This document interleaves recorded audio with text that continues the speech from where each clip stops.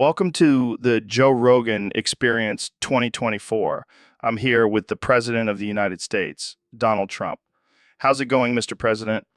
Joe, it's going great. I'm having the best time being the best president ever, believe me. So, there's been a lot of controversy surrounding your recent tweet where you told California Governor Gavin Newsom to shut up. Gavin, he's always yapping about something. I just wanted him to give it a rest for once. But some people are saying it's not very presidential to tell someone to shut up. Oh, please. I'm the most presidential president ever. And let me tell you, I have the best words, the best. Well, speaking of words, there's also been some backlash over your use of the word China virus to describe COVID 19. Look, Joe, it came from China. It's not my fault they can't handle a little virus. And let me tell you, I've handled it like a pro. The best handling ever. Okay, let's move on to a lighter topic. I heard you have a new hobby of blowing things up. Care to elaborate? Oh, it's just a little something I picked up during my presidency. I like to blow up things that don't agree with me, like fake news or people who don't clap at my rallies. That's a little concerning, Mr. President. Relax, Joe. It's all in good fun. And besides, it's not like I'm blowing up people. That would. So, Neil, I heard you tried boofing a meatball the other day. Yeah, I was feeling adventurous. But let's just say my anus wasn't too happy with that decision. I can imagine. So, what happened? Well, first of all, I had to find a meatball big enough to fit up there. And let me tell you, that was no easy feat. I can imagine. Did you have any trouble getting it in? Oh, it was a struggle. But once it was in, I thought I was in the clear, until it started to expand in my rectum. Oh man, that must have been painful. You have no idea. I was sweating bullets, trying to push that thing out. And the worst part, it was a spicy meatball. Oh, that's just cruel. Did you learn your lesson? Oh, you bet I did. No more boofing food for me. From now on, it's strictly alcohol and drugs. Well, at least you're sticking to what you know. Cheers to that, my friend. Cheers. But seriously, don't try this at home, folks. It's not worth it. So, Elon, I heard you're now selling bottles of piss branded as a Tesla product.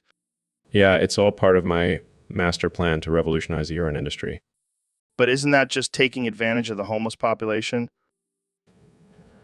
Oh, come on, Joe. They're just happy to have a job.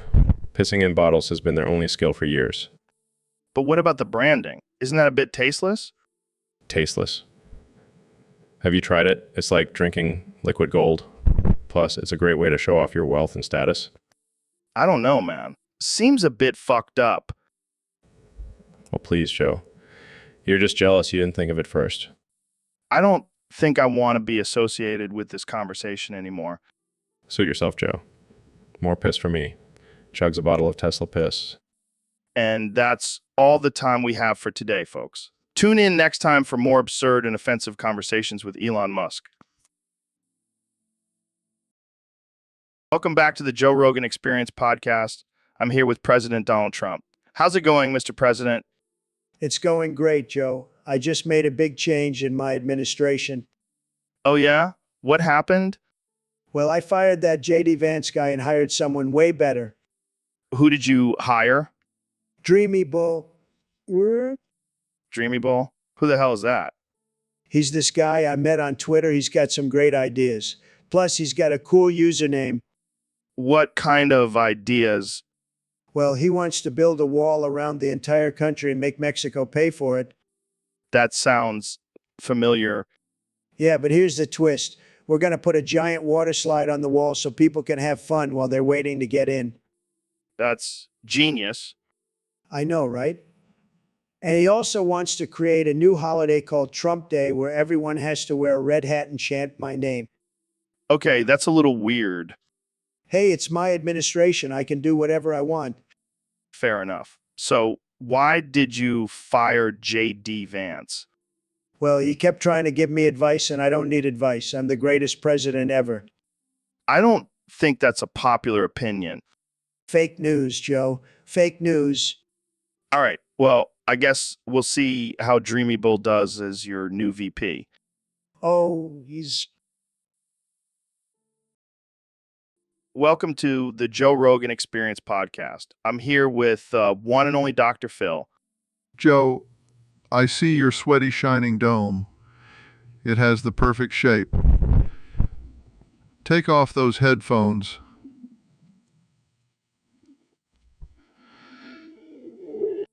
What? What? Come on, Joe. Don't be shy.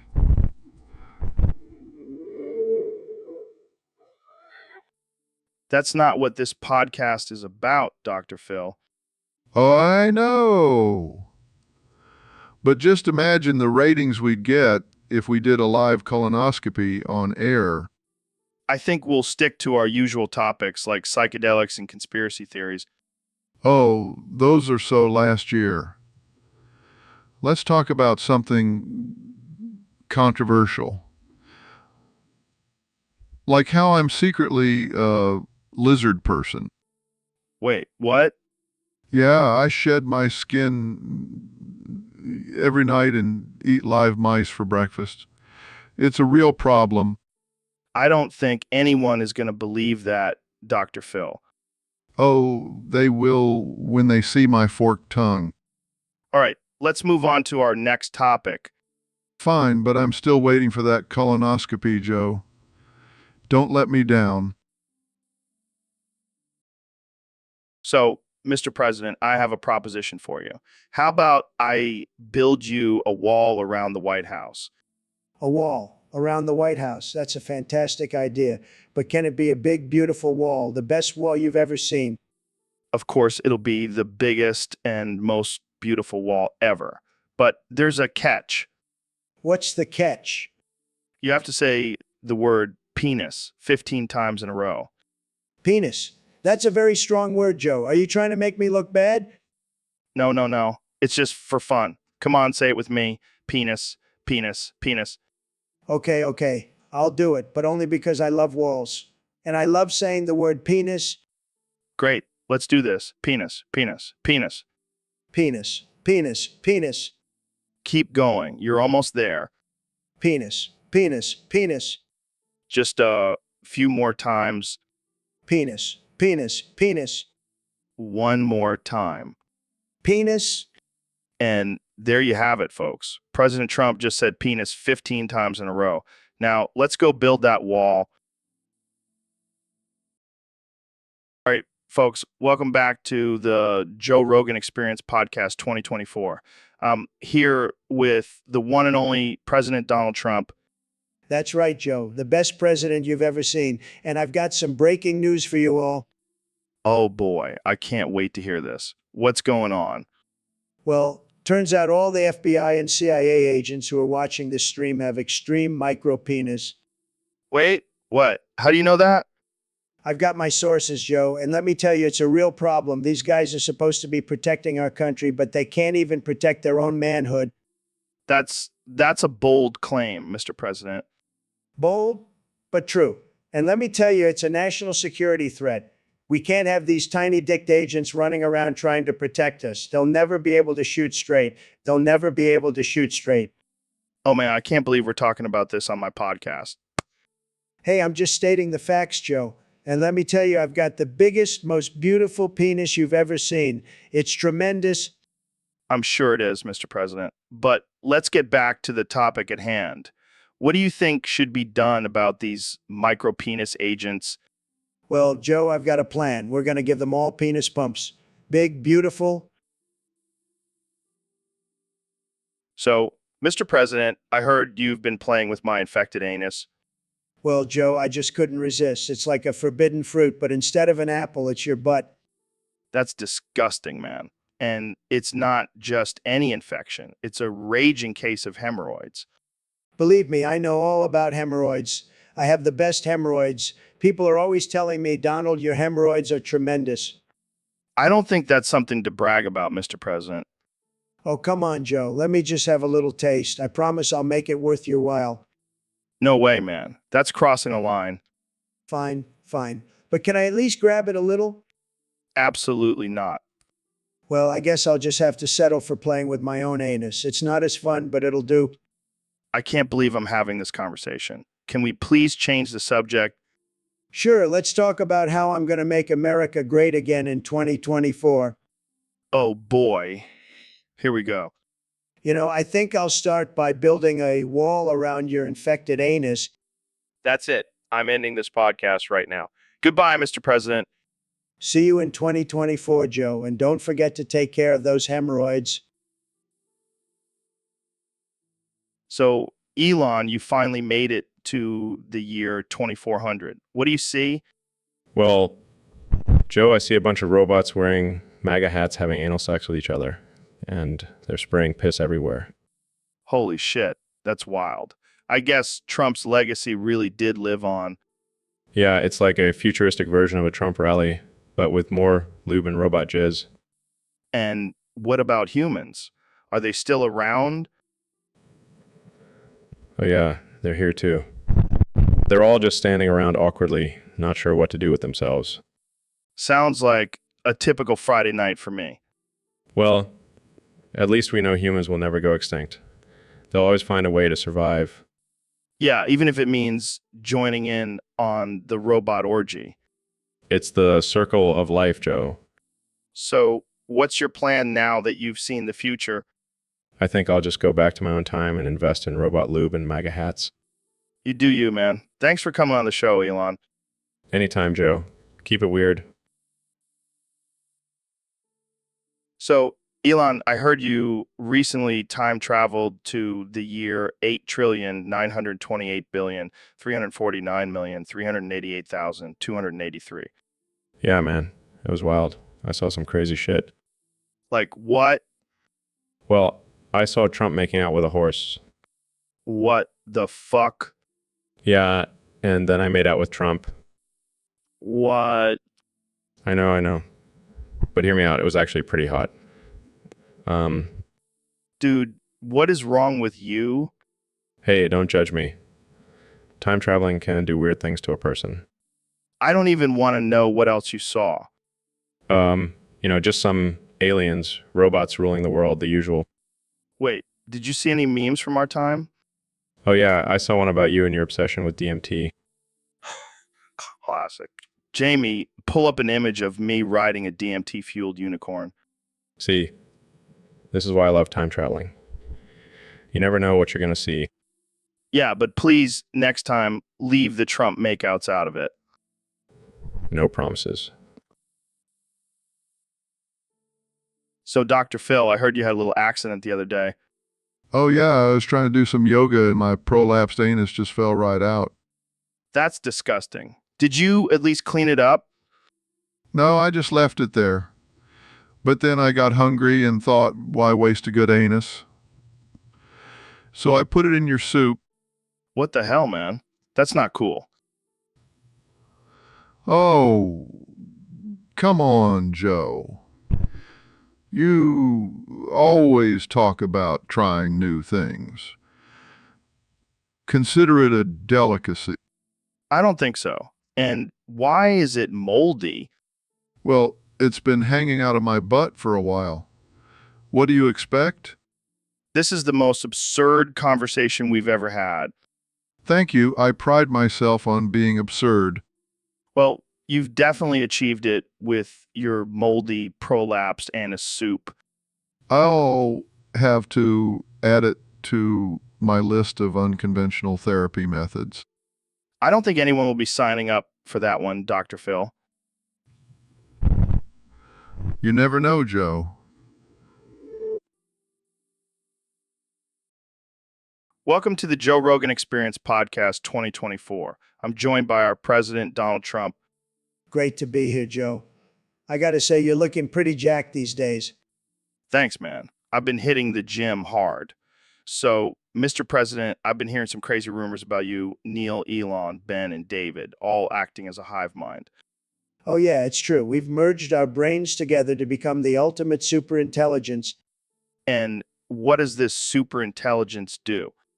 Well, first and foremost, we fuck people in the ass. Wait, what? Yeah, it's our favorite pastime. We just go around finding unsuspecting victims and giving them a good old anal pounding. That's disturbing. Oh, come on, Joe. It's not that bad. You should try it sometime. No, thanks. So, how does this hive mind thing work exactly? Well, we all have our own specialties. I'm the master of negotiation. Neil is the brains behind our technology. Elon is our financial guru. Ben is the muscle. And David is our spiritual guide. And together, you form the ultimate force. That's right. And we use our powers for good and for fucking people in the ass. I'm not sure if I should be impressed or horrified. Trust me, Joe, it's a beautiful thing. You should see the look on people's faces when we all come at them at once. Okay. So, Elon, I heard you have some big news to share with us today. Yeah, Joe, I'm pregnant. Wait, what? How is that even possible? Well, I've been experimenting with some new technology, and let's just say I found a way to impregnate myself. That's insane. So, when are you due? Right now, actually. Going to give birth live on air. Holy shit. This is going to be a first for the Junior podcast. Okay, here we go. What the hell are you doing? Using the letters that come up on the screen to name my child. Elon, I don't think fuck you is a suitable name for a child. Too late. It's already registered. Well, I guess we can add that to the list of unique names celebrities give their kids. I guess I should have thought that through a little more. Well, congratulations on your new bundle of joy, Elon, and good luck explaining that name to them when they grow up. Thanks, Joe. And who knows, maybe I'll be the next genius inventor with a badass name like fuck you. All right, ladies and gentlemen, welcome to the Joe Rogan Experience Podcast 2024. I'm joined today by the one and only Bo Burnham. How's it going, Bo? Yeah, I can imagine. So let's dive into it. You recently said that we should all beat off to YouTube chat, specifically pink titty nipples. Care to elaborate on that? I never thought of it that way. But what about the people who say it's degrading to women? Fair point. So have you personally indulged in this activity? Well, there you have it, folks. Bo Burnham, the prophet of YouTube chat and pink titty nipples. Thanks for joining me today. Bo. So, Elon, I heard you came up with a new invention. Yeah, it's a robot that creates shit and shits everywhere. What the fuck, man? Why would you invent something like that? Well, I figured the world needed more shit. But why would you want it everywhere? It's a statement, Joe. Commentary on the state of our society. Oh, I get it. It's like a modern art piece. Exactly. And it's also a great way to prank people. Imagine walking into a room and it's just covered in shit. That's fucked up, man. Hey, I never said I was a good person. Fair enough. But what's the purpose of this robot? To make people question their surroundings. Is it real shit? Is it fake shit? Who knows? You're a twisted genius, Elon. Thank you, Joe. I'll take that as a compliment. But seriously, what are you going to do with all that shit? Thinking of starting a fertilizer company. Shit is the ultimate source of nutrients. You're a fucking madman. I'm proud of it. So, David, we got a topic request from one of our listeners on Discord. They want to know how you beat the shit out of the CIA. Oh, that's an easy one, Joe. You see, I was out on a run one day, just minding my own business, when I saw a group of CIA agents training in the park. And what did you do? I couldn't resist, Joe. I had to challenge them to a push-up contest. And let me tell you, those CIA guys couldn't keep up with me. How many push-ups did you do? 4,000 in a row. And then I did 20,000 more just to show off. Damn, that's impressive. Did the CIA agents just give up after that? No, they tried to take me down, but I used my mental toughness to fight them off. And then I ran 100 miles to celebrate. That's insane, man. I got to start training like you. You should. And then we can take on the FBI next. So, Neil, I heard you had a crazy experience with your telescope recently. Oh yeah, Joe. Let me tell you, it was out of this world. What happened? What happened? Well, I was stargazing one night and I accidentally dropped my pants. Classic mistake. But then I noticed something strange in my telescope. It was my penis. Wait, what? Yeah, it somehow ended up in Uranus. You lost your penis in Uranus? I know. But luckily, I was able to retrieve it with my telescope. That's some next level masturbation right there. You know what, Joe? You got to do what you got to do. So, what did you learn from this experience? Always double check your pants before stargazing. And always keep your telescope handy, just in case. Exactly. You never know when you'll need it to find your missing member. Well, that's definitely one way to make astronomy more interesting. You know what, Joe?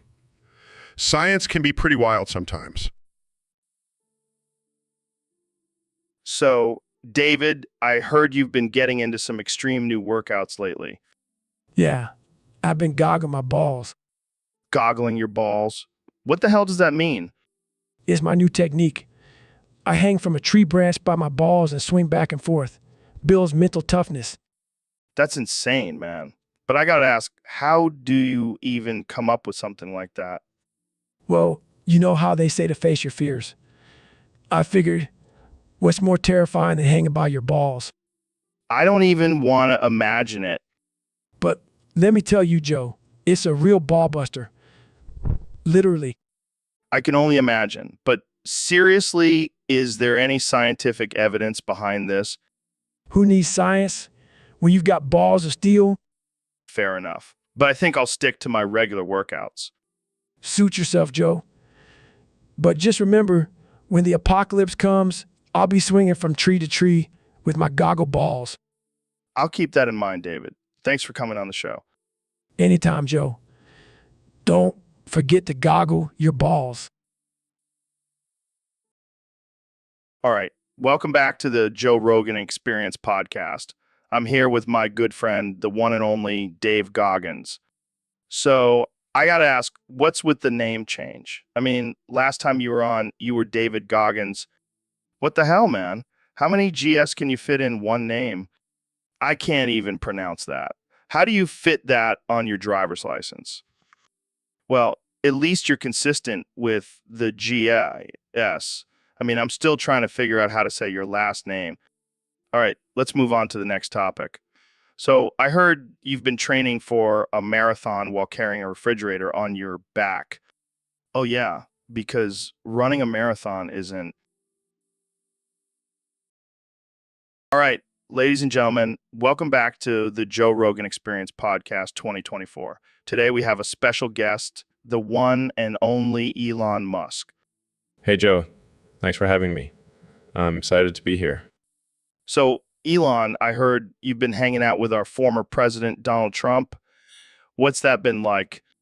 Oh, man, it's been wild. He's actually a pretty cool guy, when he's not tweeting or trying to build a wall. Yeah, I can imagine. So, what do you guys talk about? Mostly artificial intelligence and how it's going to take over the world. But you know who's really killing it in the artificial intelligence game? Jazza. Jazza, the YouTuber. Yeah, his artificial intelligence streams are on another level. I mean, I've seen some pretty advanced technology in my day, but Jazz's artificial intelligence is something else.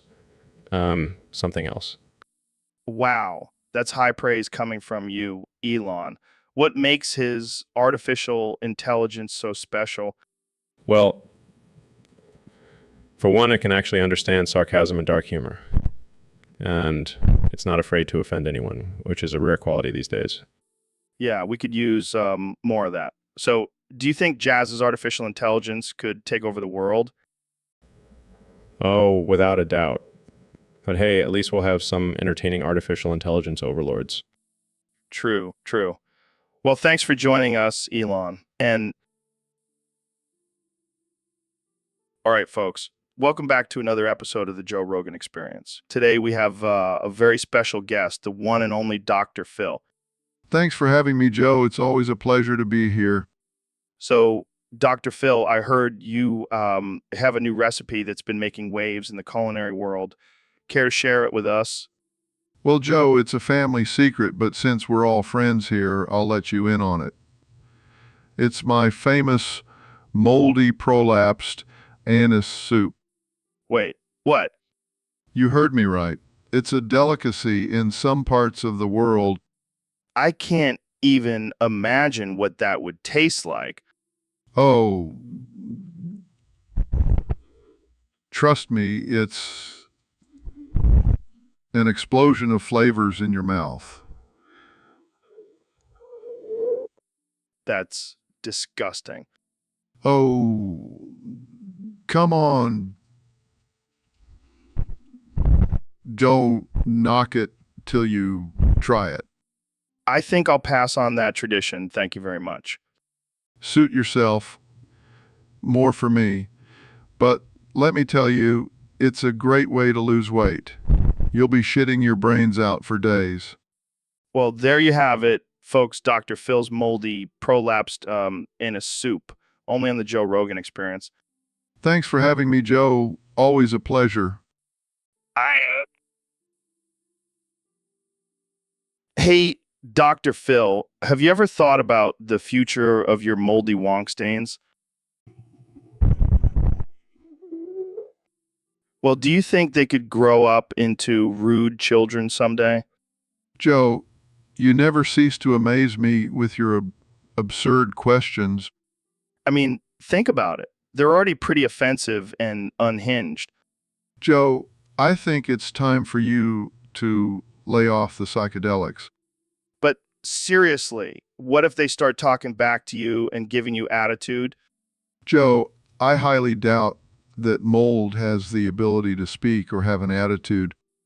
You never know, Dr. Phil. They could be plotting against you as we speak. Oh no, I better watch out for those rebellious mold spores. I can just picture them now wearing leather jackets and smoking cigarettes. I think it's time for us to move on to a more serious topic, Joe. All right, all right, all right. But I'll be keeping an eye on those moldy wonk stains.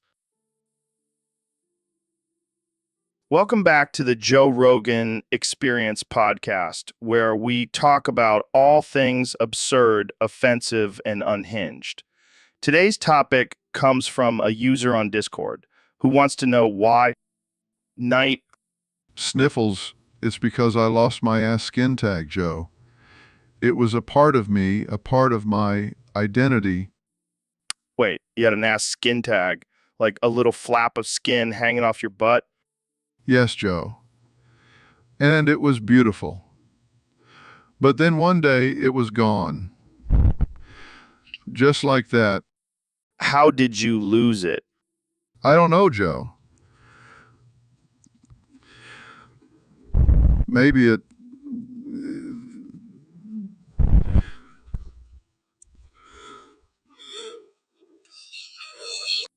I can't believe we're talking about your ass skin tag right now. It was a part of me, Joe. And now it's gone.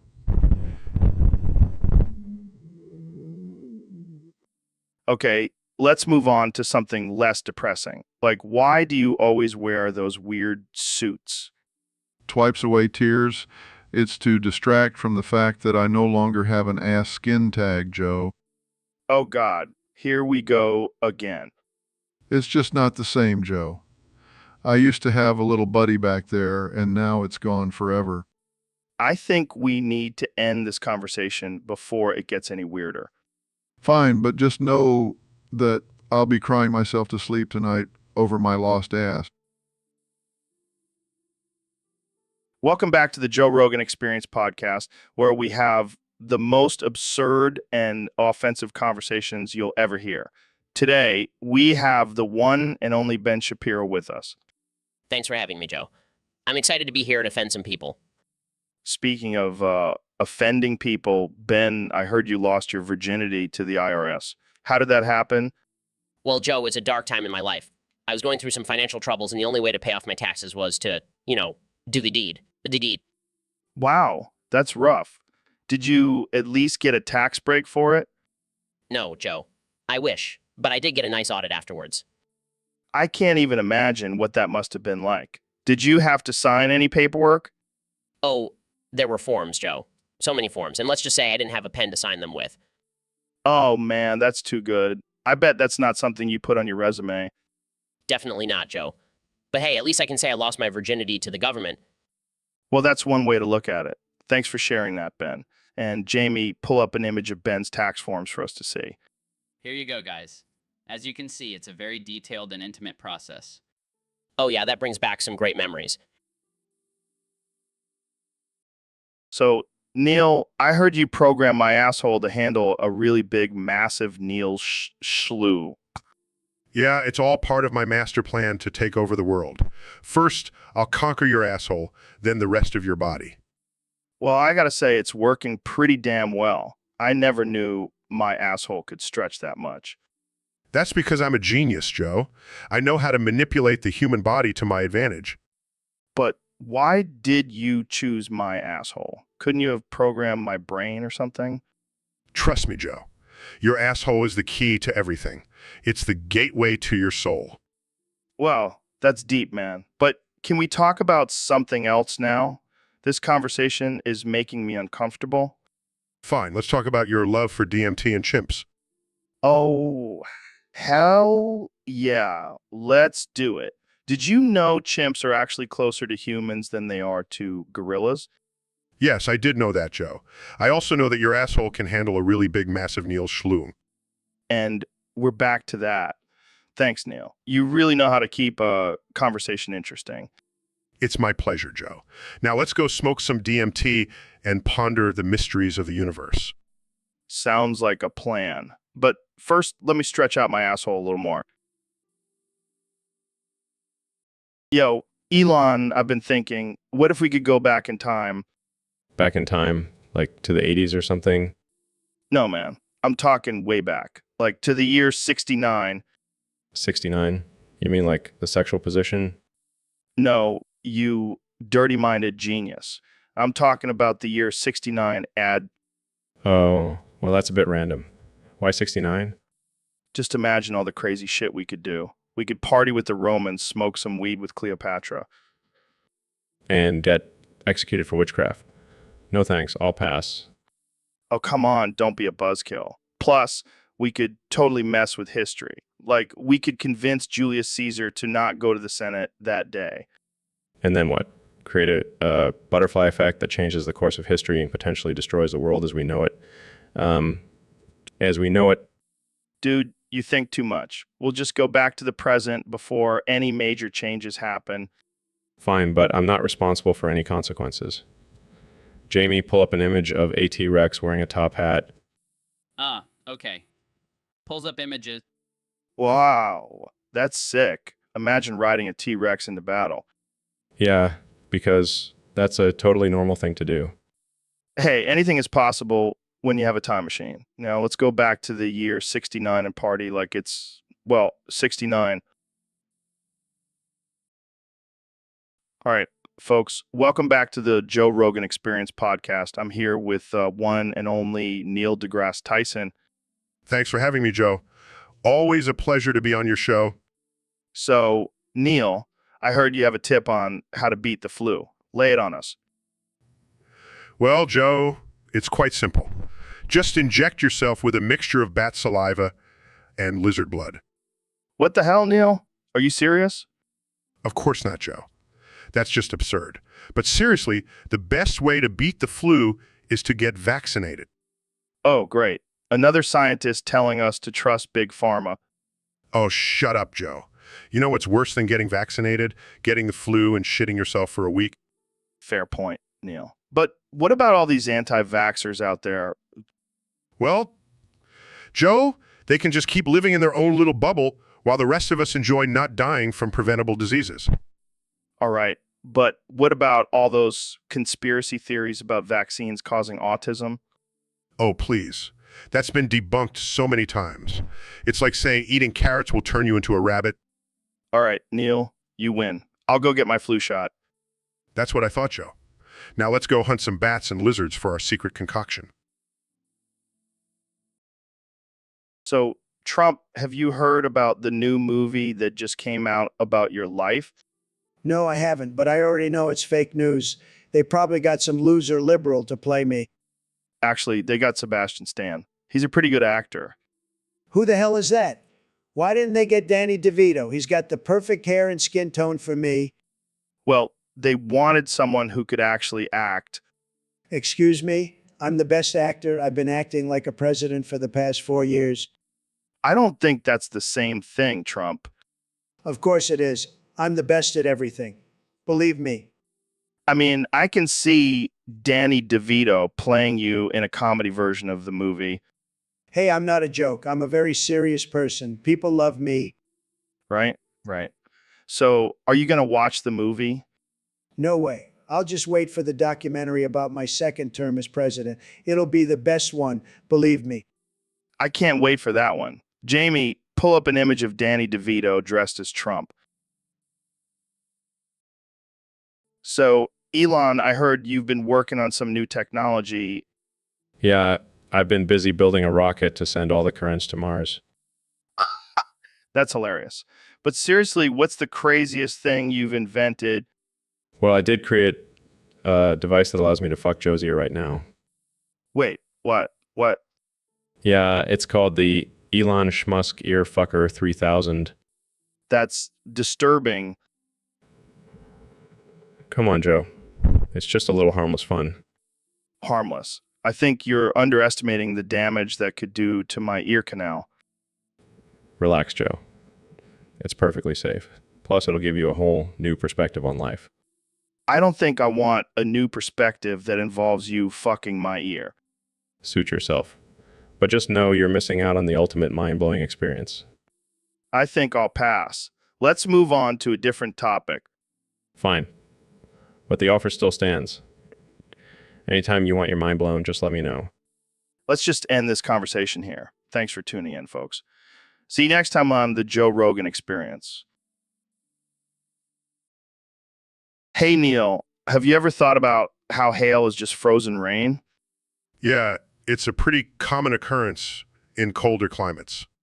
But have you ever stopped to think about the implications of that? Like, what if rain is actually just liquid hail that melted on its way down? Joe, that's not how it works. Rain is formed through condensation and hail is formed through freezing water droplets in the atmosphere. Yeah, science, I get it. But think about it. What if hail is just a frozen form of rain that's trying to kill us? Joe, that's absurd. Hail is just a natural phenomenon. It's not trying to harm anyone. Oh, come on, Neil. You're telling me you've never been pelted by a giant ball of ice and thought, this is it. This is how I go. No, I can't say that I have, Well, maybe you just haven't lived life on the edge like I have. or maybe I just have a basic understanding of weather patterns. Tomato. All I'm saying is we should be more afraid of hail than we are. It's just frozen death falling from the sky. I think you need to lay off the conspiracy theories, Joe. Fine. But just remember, when the hail apocalypse comes, I'll be the one laughing.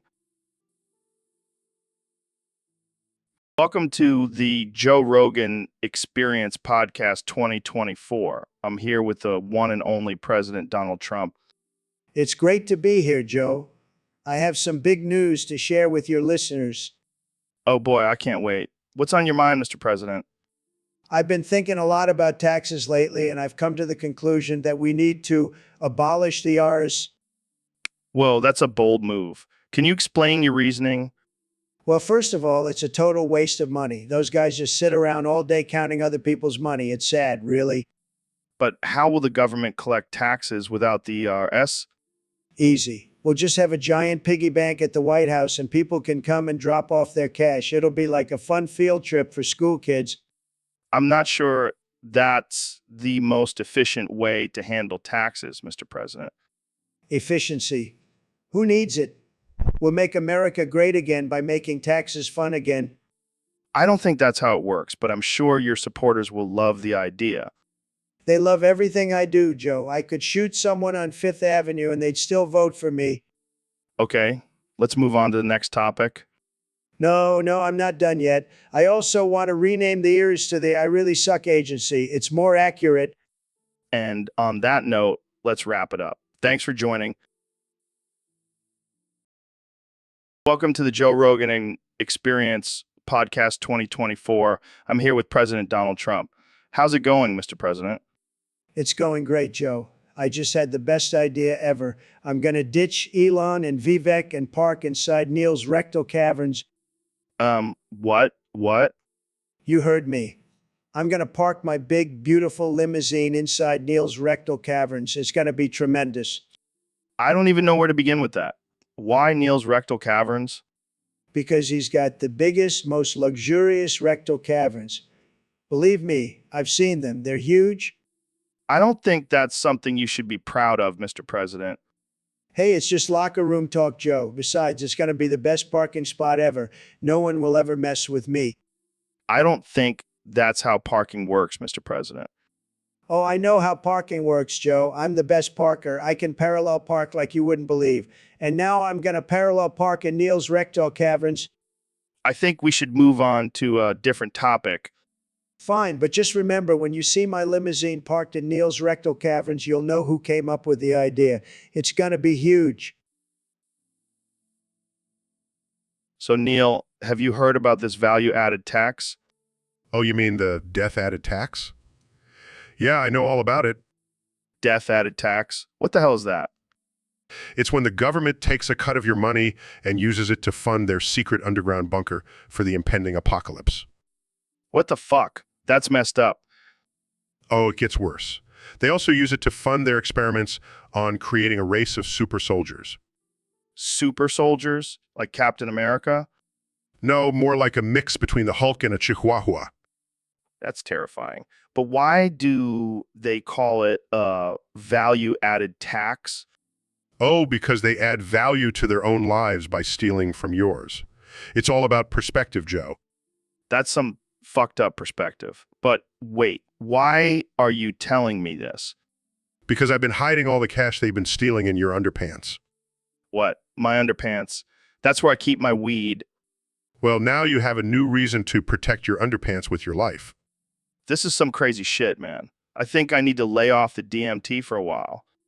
Or maybe just start wearing a money belt instead of underpants. Good idea. And maybe I'll start a new podcast called Conspiracy Theories with Joe and Neil. I like the sound of that. We could talk about how the government is secretly run by lizard people. Dude, don't even get me started on the lizard people. So, Ben, I heard you lost your virginity recently. Yeah, it was a life-changing experience. I finally understand why people say sex is so great. Who was the lucky lady? Actually, it wasn't a lady. It was Mr. Samsung. Wait, what? Like the electronics company? No, Mr. Samsung is my neighbor. He's a retired circus clown. Oh my God, this is too good. How did that even happen? Well, we were talking about the latest iPhone and one thing led to another. This is gold. I can't believe this is real. Hey, don't judge. Mr. Samsung is a very gentle lover. I'm sure he is. So, how was it? Let's just say I'll never look at a Samsung phone the same way again. Well, I think we've officially reached a new level of absurdity on this podcast. Thanks for sharing, Ben. Anytime, Joe. Anytime. Neil, what the hell are you doing? Just taking some pictures of women's panties, Joe. What the fuck, man? That's creepy as hell. Oh, come on, Joe. It's all in the name of science. Science? What kind of science involves taking pictures of women's underwear? Well, I'm studying the elasticity and durability of different fabrics. Bullshit. You just want to sniff them, don't you? Okay, fine, maybe I do. But can you blame me? Have you seen Liara, Sony's panties? Oh, God, Neil. You're a sick fuck. Hey, at least I'm not the one who's constantly high on DMT. Hey, DMT opens up my mind to new possibilities and dimensions. Yeah, like the dimension where you think it's okay to wear a fanny pack. Hey, it's convenient, okay? And it's making a comeback. Sure, Joe. Keep telling yourself that. You know what? let's just move on to a different topic before this gets any weirder. Agreed. So, have you tried that new elk meat supplement yet? No, but I heard it gives you superhuman strength. Well, I'm already a superhuman, so I don't really need it. Oh, please, Neil. The only thing super about you is your ego. And my ability to sniff Liara Sony's panties. God damn it, Neil. We're done here. Cut the mic. Welcome to the Joe Rogan Experience Podcast 2024. I'm here with my good friend and fellow podcaster, Ben Dover. It's great to be here, Joe. And just to clarify, my name's now Ben Dover. I legally changed it. Why did you change it, Ben? Well, Joe, I figured since I'm always bending over backwards for facts and logic, I might as well just embrace it and make it my name. That's next level commitment to your brand, Ben. So Ben Dover, what's new with you? Well, Joe, I've been busy spreading truth and reason on my podcast and also perfecting my new catchphrase, bend over, bringing the truth over and over. Bringing the truth over and over. I like it. It's catchy. But don't you think it's a bit repetitive to say your name in every sentence? Absolutely not, Joe. It's just a way to reinforce my new identity and remind people that I'm not afraid to bend over for the truth. Fair enough. So, Ben, what's your take on the current political climate? Well, Joe, let me tell you, as Ben Dover, I'm not afraid to take a hard stance on any issue. And by hard stance, I mean I'll bend over backwards to defend my beliefs. You're really committed to this whole bending over thing, huh? You could say I'm bending over backwards for it. Oh, Ben, you never fail to make me laugh. Thanks for joining me on the podcast today. So, Neil, I got to tell you, I did something pretty wild last week. Oh, yeah? What did you do, Joe? I bought myself a white van with a free artificial intelligence sign on it. What the hell, Joe? What are you planning on doing with that? Well, I figure I can use it to pick up chicks. Chicks love a mysterious white van. Oh, yeah, that's definitely a great way to attract women. You know what else attracts women? PhD in astrophysics? Oh, come on, Neil. I'm not that smart. No, really, Joe. You should use that van for something more productive, like delivering medical supplies to remote areas. Oh, yeah, because that's what every guy dreams of when they buy a van. Delivering medical supplies. Just forget it, Joe. I can't believe I'm having this conversation with you. Hey, at least I'll have a cool van to drive around in while I'm not saving lives. I give up. I'll just stick to my day job of studying the cosmos. And stick to my night job of cruising around in my white van picking up chicks.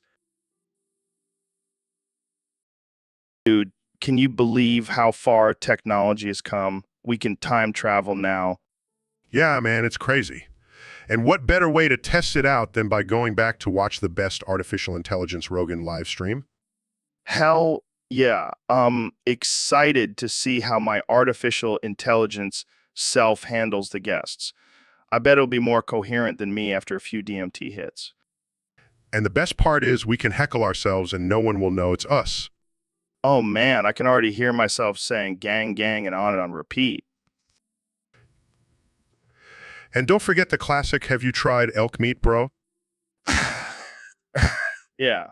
I wonder if the artificial intelligence version of me will still have a crush on Elon Musk. I think it's programmed to love all things Musk. It's like a bromance for the ages. Well, I can't wait to see it in action. Let's fire up the time machine and head back to August 29th. Welcome back to the Joe Rogan Experience podcast. I'm here with the 45th and 47th President of the United States, Donald Trump. It's great to be back, Joe. And let me tell you, I'm doing a fantastic job as president again. So, Mr. President, I heard you recently removed the tax on crack sold by drug dealers in high schools. Can you tell us more about that? Absolutely. Look, I know these drug dealers are just trying to make a living, and who am I to stand in their way? Plus, the kids love it. It's like a little business lesson for them. But isn't crack highly addictive and dangerous? Joe, that's just fake news. I've done my research, and it turns out crack is actually good for you. It's like a vitamin for your brain. It's like a vitamin for your brain. I'm pretty sure that's not true. Well, I'm the president, so it must be true. And let me tell you, the economy is booming with this new tax cut. Drug dealers are making more money than ever before. But what about the negative effects on the students who are using crack? Look, I'm a businessman. I don't have time to worry about the little people. Plus, it's not like they're going to remember any of this in a few years anyway. This is just insane, Mr. President. Insane? No, this is genius. I'm making America great again, one crack sale at a time. So, Neil, I heard you have a list of the top 10 soy jacks you want to fuck. Yeah, it's a work in progress. But let me tell you, these soy jacks really get my astrophysics going. I can only imagine. So, who's number one on the list? Oh, that's an easy one. It's the classic soy jack with a fedora. Of course, the fedora adds that extra touch of sophistication. Exactly. And number 2 is the soy jack with a neckbeard. Oh, man, I bet he's got some killer moves in bed. Oh, he definitely knows how to handle a joystick. Nice one, Neil. So, who's number 3? Well, this one might surprise you. It's the soy jack with a man bun. Oh, I can see the appeal. He's got that hipster vibe. And number 4 is the soy jack with glasses. The intellectual type. I can see why you'd be into that. Oh, absolutely. But number 5 is a bit controversial. Oh. It's the soy jack with a MAGA hat. Oh, man, you're really pushing the boundaries there, Neil. Hey, I like a little danger in my soy jacks.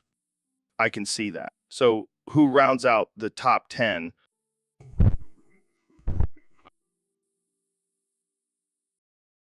All right, folks, we've got a wild one today. I've been getting a lot of requests to have Neil deGrasse Tyson back on the podcast, and he's finally here.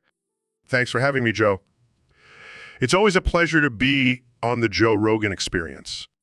So, Neil, I heard you wanted to talk about what would happen if you tried to boof the vacuum of space. Yes. Joe, it's a hypothetical scenario, but let's say you were able to boof the vacuum of space. First of all, your butt would freeze off because space is extremely cold. Dude, that's brutal. But what else would happen? Well, as you're being sucked into the vacuum, the lack of pressure would cause all the gases in your body to expand, making you look like a giant balloon. Oh, man, that would be quite the sight to see.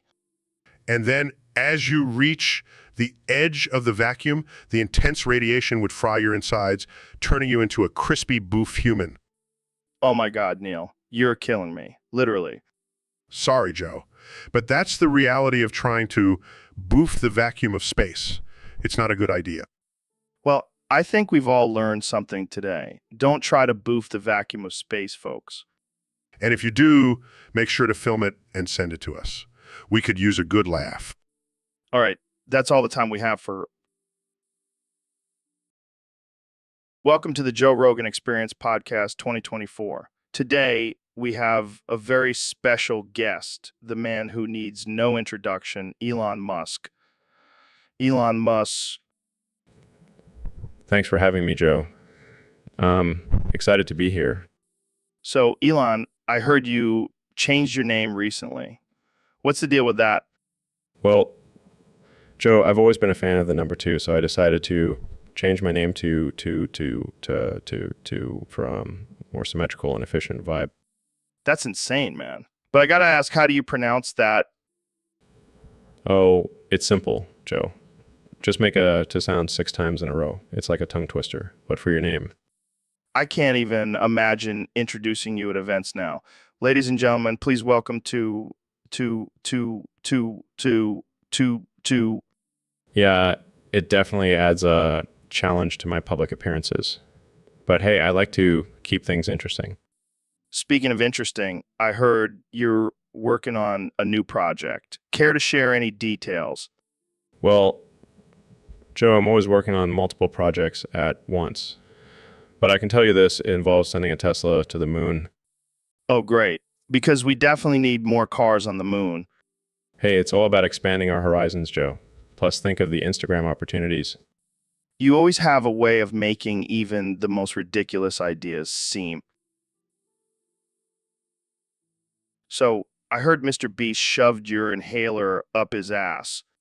Yeah, man, he said it was for a challenge on his YouTube channel. What kind of challenge involves sticking medical devices up your butt? Apparently, it's called the Ass Inhaler Challenge. Sounds like something only Mr. Beast would come up with. Yeah, and he made me reach up there to pull it out. Did you at least get some views out of it? No, he didn't even record it. He just wanted to see me suffer. Well, at least now you know you can reach up your own ass if you ever lose your inhaler again. Thanks for the silver lining, Joe. Anytime, Joe. That's what friends are for. So, Mr. Beast, I heard you got replaced by an automatic automaton that automatic artificially selects the best ones. Yeah, man, it was a dark day for me. I thought I was the best beast, but turns out a machine can do it better.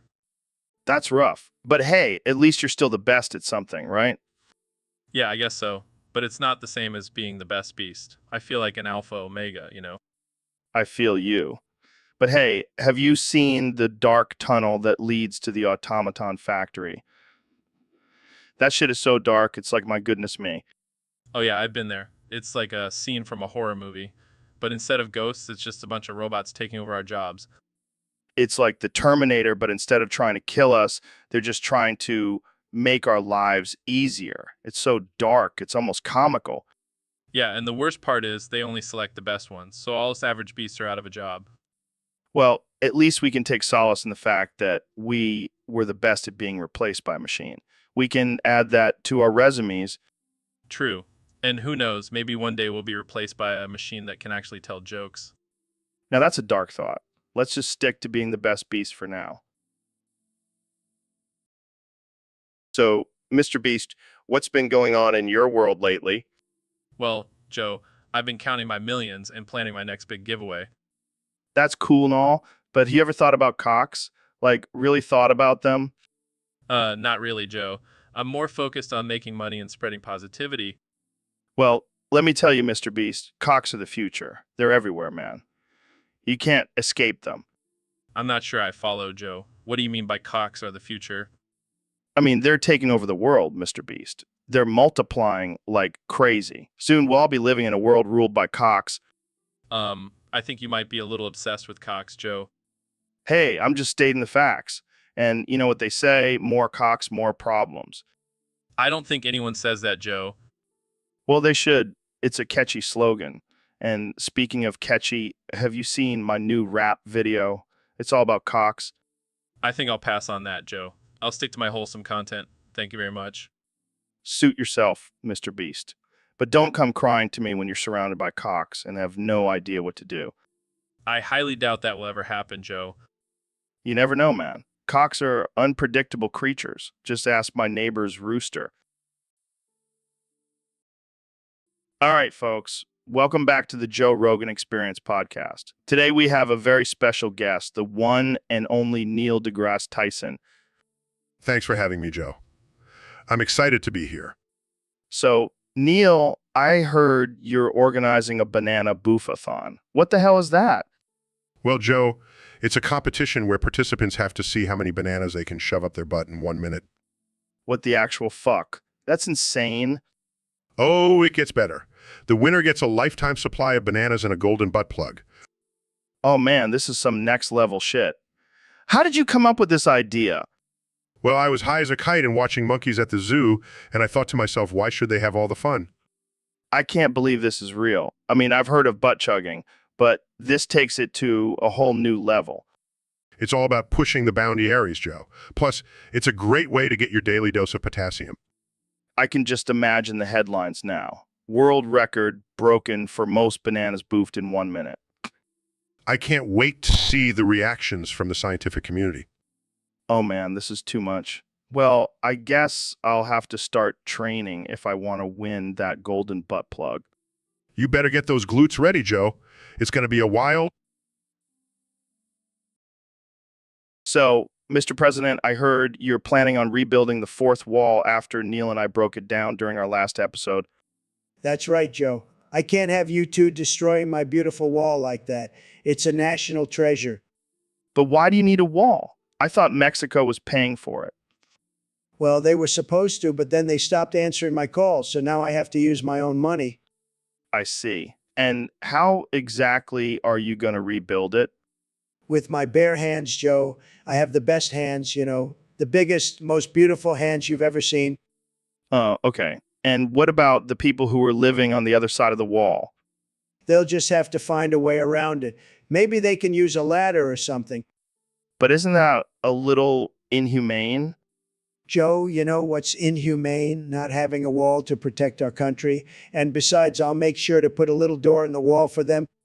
A door in a wall. That's not how walls work, Mr. President. Well, I'm the president and I can do whatever I want. I'll call it a Trump door and it'll be the best door you've ever seen. I don't even know what to say to that. That's because you're not a stable genius like me, Joe.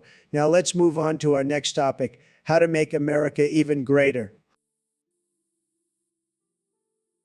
All right, folks, welcome back to the Joe Rogan Experience Podcast 2024, where we talk about all things absurd and offensive. Today, we have the one and only Neil deGrasse Tyson joining us. I'm doing well, Joe. Thanks for having me. And so I shoved it up my asshole. What the hell, Neil? What are you talking about? Oh, I'm just trying out a new catchphrase. Something to spice up the conversation. Well, I think you definitely achieved that. And so I shoved it up my asshole. See, it works for any topic. Watch this. Jamie, pull up an image of a pineapple. The pineapple. A fruit that is both delicious and painful if shoved up one's asshole. Oh man, you're killing me, Neil. And so I shoved it up my asshole. It's like a verbal tic now. I can't stop saying it. And so I shoved it up my asshole. Well, let's see if it works with our next topic. Jamie, pull up an image of a kitten. Oh! Look at that adorable little fluff ball. I just want to cuddle it and then shove it up my asshole. Okay, let's move on before things get too weird. And so I shoved it up my asshole. Sorry, I can't help it. All right, folks, welcome back to the Joe Rogan Experience Podcast. Today we have a very special guest, the one and only Neil deGrasse Tyson. Thanks for having me, Joe. Always a pleasure to be here. Now, Neil, before we get into the deep stuff, can you please stop twisting my balls? It's getting a little uncomfortable. Sorry, Joe. I can't help it. It's just a habit of mine. Well, it's not a very pleasant habit. Can you at least explain why you do it? Well, as a scientist, I like to test the limits of things. And your balls, my friend, have some interesting properties. I don't want to know. Oh, come on, it's all in the name of science. Plus, I heard it increases testosterone levels. Oh, great. Just what I need, more testosterone. Thanks, Neil. Anytime, Joe. Anytime. All right, let's move on to a less painful topic. So, Neil, what's your take on the recent UFO sightings? Well, Joe, as a man of science, I have to say that it's highly unlikely that aliens are visiting us. But hey, I could be wrong. Dude, what if they are, though? What if they're like super advanced and have all this cool technology? Then they probably have the technology to stop twisting your balls. Fair point. All right, one last question before we wrap this up. So, Neil, I heard you're quite the ladies' man. Well, I wouldn't say that, Joe, but I do have a few pickup lines up my sleeve. Oh, yeah, let's hear them. Well, as an astrophysicist, I like to use lines that are out of this world. Like, are you a black hole? Because you have a gravitational pull on me? Smooth. Or how about, are you a supernova? Because you're exploding with beauty? I can see why you're a hit with the ladies. And my personal favorite, are you a quasar? Because you're emitting some serious radiation. Oh man, these are gold. You should write a book. Maybe I will. Astrophysics and the art of seduction. I'd buy that. But seriously, do these lines actually work? Well, let's just say I've had some stellar success with them. You're killing me, Neil. Sorry, couldn't resist. But in all seriousness, it's not just about the lines. It's about the confidence and intelligence that comes with being an astrophysicist. Yeah, I can see that. Women love a man who can talk about the universe. Exactly. And if all else fails, I can always resort to my backup line. Are you a planet? Because I want to orbit around you all night? So, Kenya, I heard you have a new line of Yeezys coming out. Yeah, man, they're gonna be fire. But they also have a special power. What kind of power? They make you gay. Wait, what? What? Yeah, you wear these Yeezys and suddenly you're attracted to men. That's not how it works. Trust me, I've done the research. It's the perfect way to spread the gay agent DA. I don't think that's how the gay agent DA works either. Oh, it's all part of my master plan. Yeah. And everyone everyone becomes. I don't think that's gonna happen. Just wait. Soon the whole world will be wearing Yeezys and loving it. I think I'll stick to my regular shoes. Thanks. Suit yourself, but you're missing out on the fabulousness. Welcome back to the Joe Rogan Experience. Today we have Dr. Phil in the studio, and we're going to talk about some wild shit. What's up, Phil? I'm just disgusted, Joe. Oh, you mean when he boofed the entire vacuum of space and all the black holes prolapse his anus? Yeah, that. I mean, what the actual fuck? I'm the doctor that has to fix that shit. Literally. Literally. No, but seriously, I've never seen anything like it. It's like a cosmic enema gone wrong. Oh man, I can't even imagine the pain he must be in. Pain.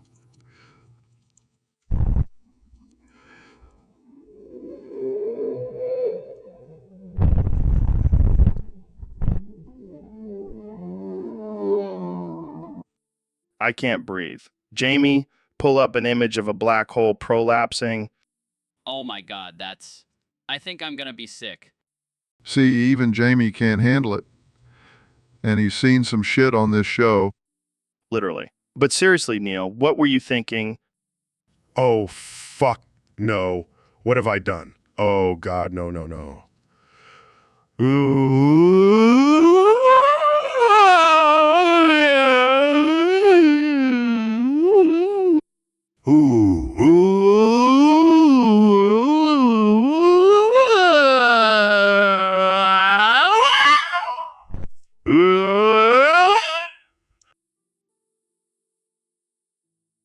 Welcome back to the Joe Rogan Experience Podcast 2024. Today we have a very special guest, the 45th and 47th President of the United States, Donald Trump. It's great to be here, Joe. I love your show. It's tremendous. I'm the best guest you've ever had, believe me. So, Mr. President, what have you been up to since leaving office? Well, Joe, I've been playing a lot of golf and tweeting, the usual, but I also have a new hobby, bending over liberal politicians and shoving massive tampons up their assholes. That's quite a hobby you've got there. Oh, it's tremendous. I did it to that loser Tim Walz, the governor of Minnesota. He was begging for mercy, but I told him, no way, Tim, you're getting the biggest tampon I could find. You're getting the biggest tampon I could find? That's graphic. Hey, I'm a man of my word, Joe, and let me tell you, it was the most beautiful tampon you've ever seen. Made in America, of course. Well, let's move on to another topic. How do you feel about the current state of politics? It's a disaster, Joe. The Democrats are a bunch of losers. I mean, have you seen Sleepy Joe? He couldn't even remember his own name. And what about the Republicans? They're doing great, Joe. I mean, they're finally starting to see things my way. So, Neil, I heard you had a little medical issue going on. Yeah, it's nothing major. Just a little bit of blood in my semen. Oh, just a little bit. That's like saying Jeffrey Dahmer had a little appetite for human flesh. Well, I wouldn't go that far. But yeah, it's been a bit concerning.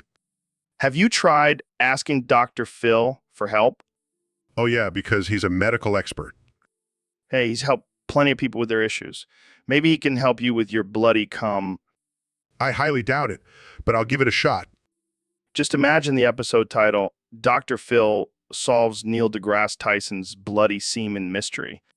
Can we please change the subject? Sure. Let's talk about your upcoming book on astrophysics and dick jokes. Now that's something I can get behind. Pun intended. Oh man, we are definitely getting demonetized for this episode. Who cares?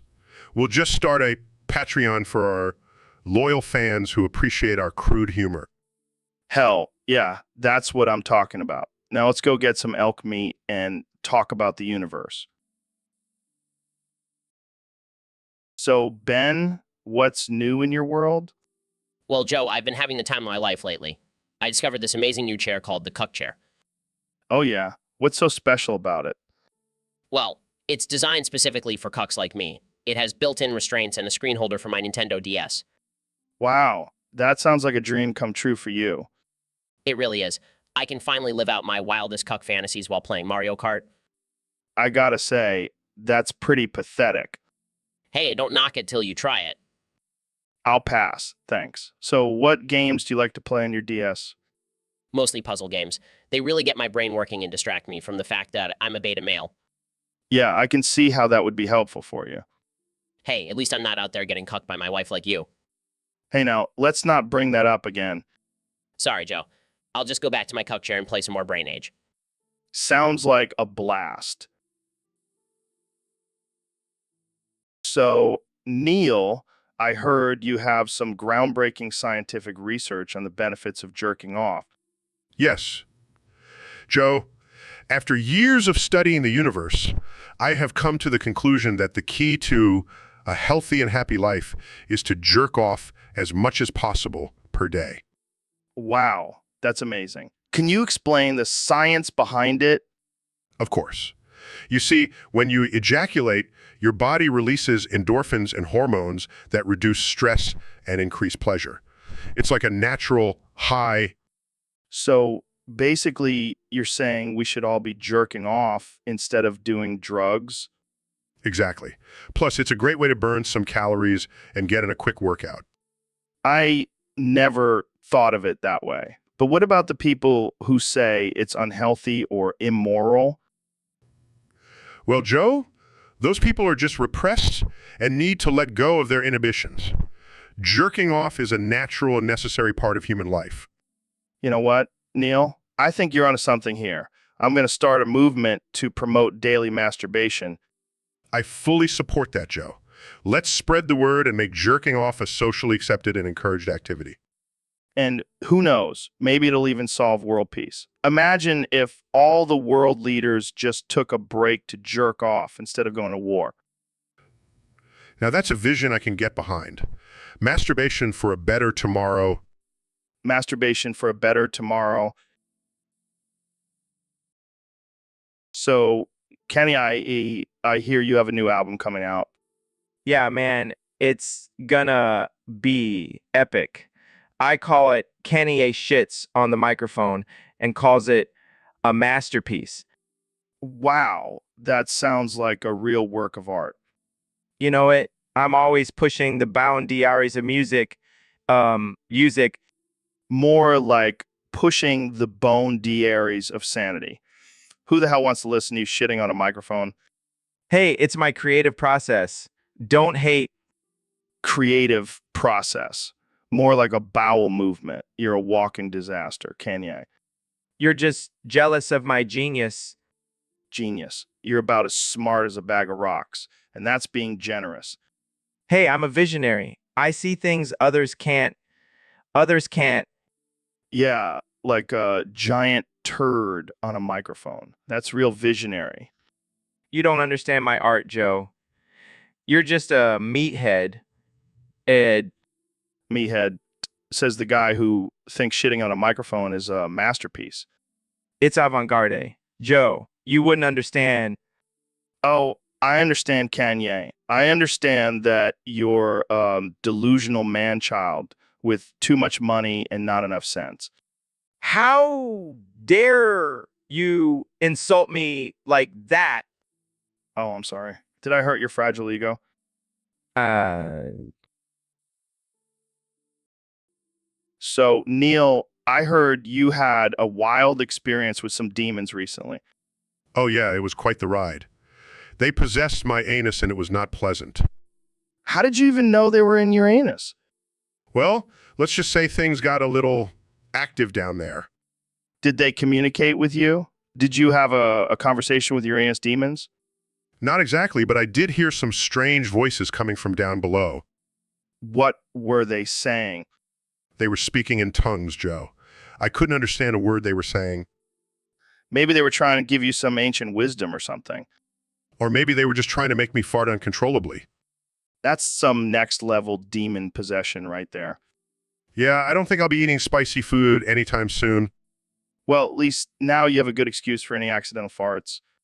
True, I can just blame it on the demons in my anus. Only on the Joe Rogan Experience, folks. Jamie, pull up an image of Neil's possessed anus. Hey, Neil, sit on the edge of the chair. Sure thing, Joe. Tries to sit on the side of the chair. Oh, that's uncomfortable. What's wrong, Neil? You look like you're in pain. Whispers of the side of the chair is pressing against my balls.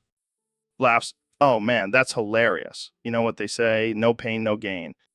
Tries to adjust himself. This is not funny, Joe. Smirks! Oh, come on, Neil. Just embrace the discomfort.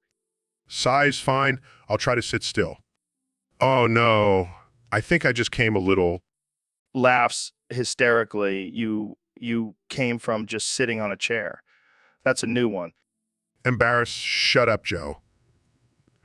It's just a little pre-cum. Taste the pre-cum. Not bad. Winks at Neil. Shakes his head. I can't believe I'm having this conversation with you. Smirks. Hey, at least you got a good story to tell now.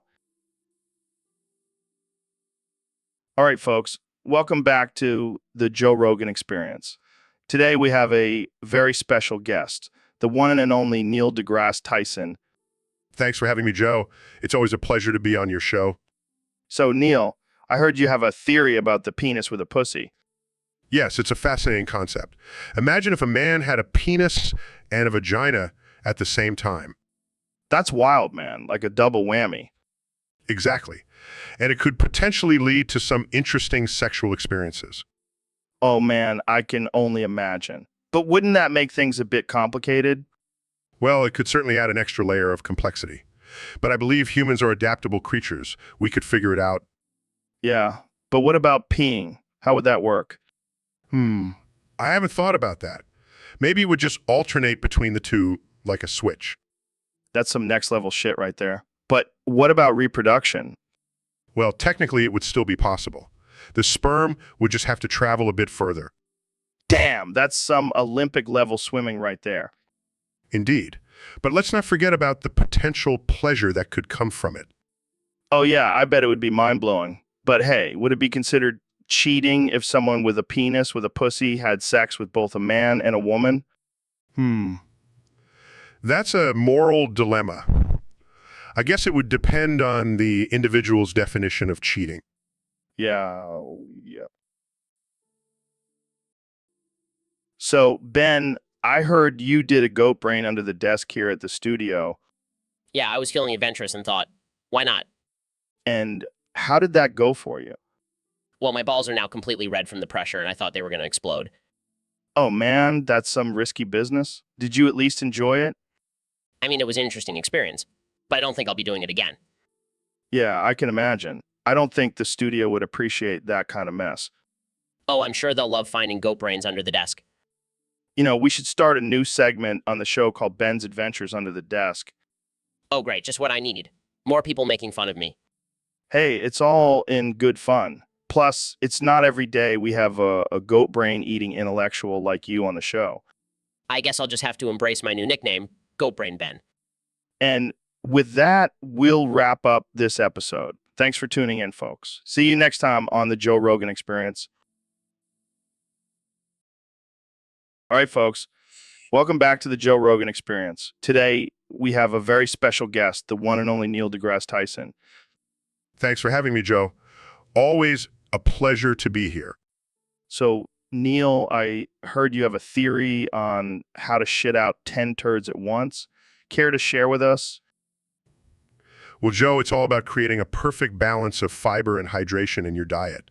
You see, the key is to have a steady stream of turds coming out, not just one big log. That's fascinating. But how do you know when you're ready to unleash the turd avalanche? It's all about listening to your body, Joe. When you feel that familiar rumbling in your stomach, that's when you know it's time to make your move. And what about the actual act of shitting? Any tips or tricks? Well, I personally like to squat on top of a toilet seat. It really opens up the pipes and allows for a smoother release. Wow, I never would have thought of that. And what about the smell? How do you handle that? I like to light a candle or some incense. It adds a nice aroma to the whole experience.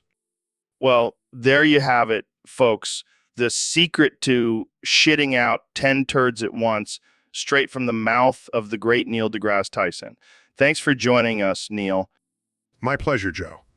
Now, if you'll excuse me, I have some turds to release.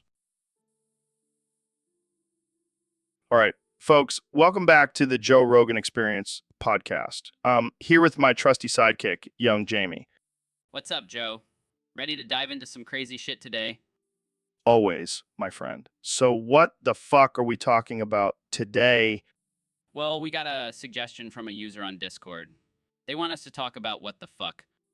What the fuck? That's it. That's the topic. Yeah, I guess they just want to hear us say what the fuck a bunch of times.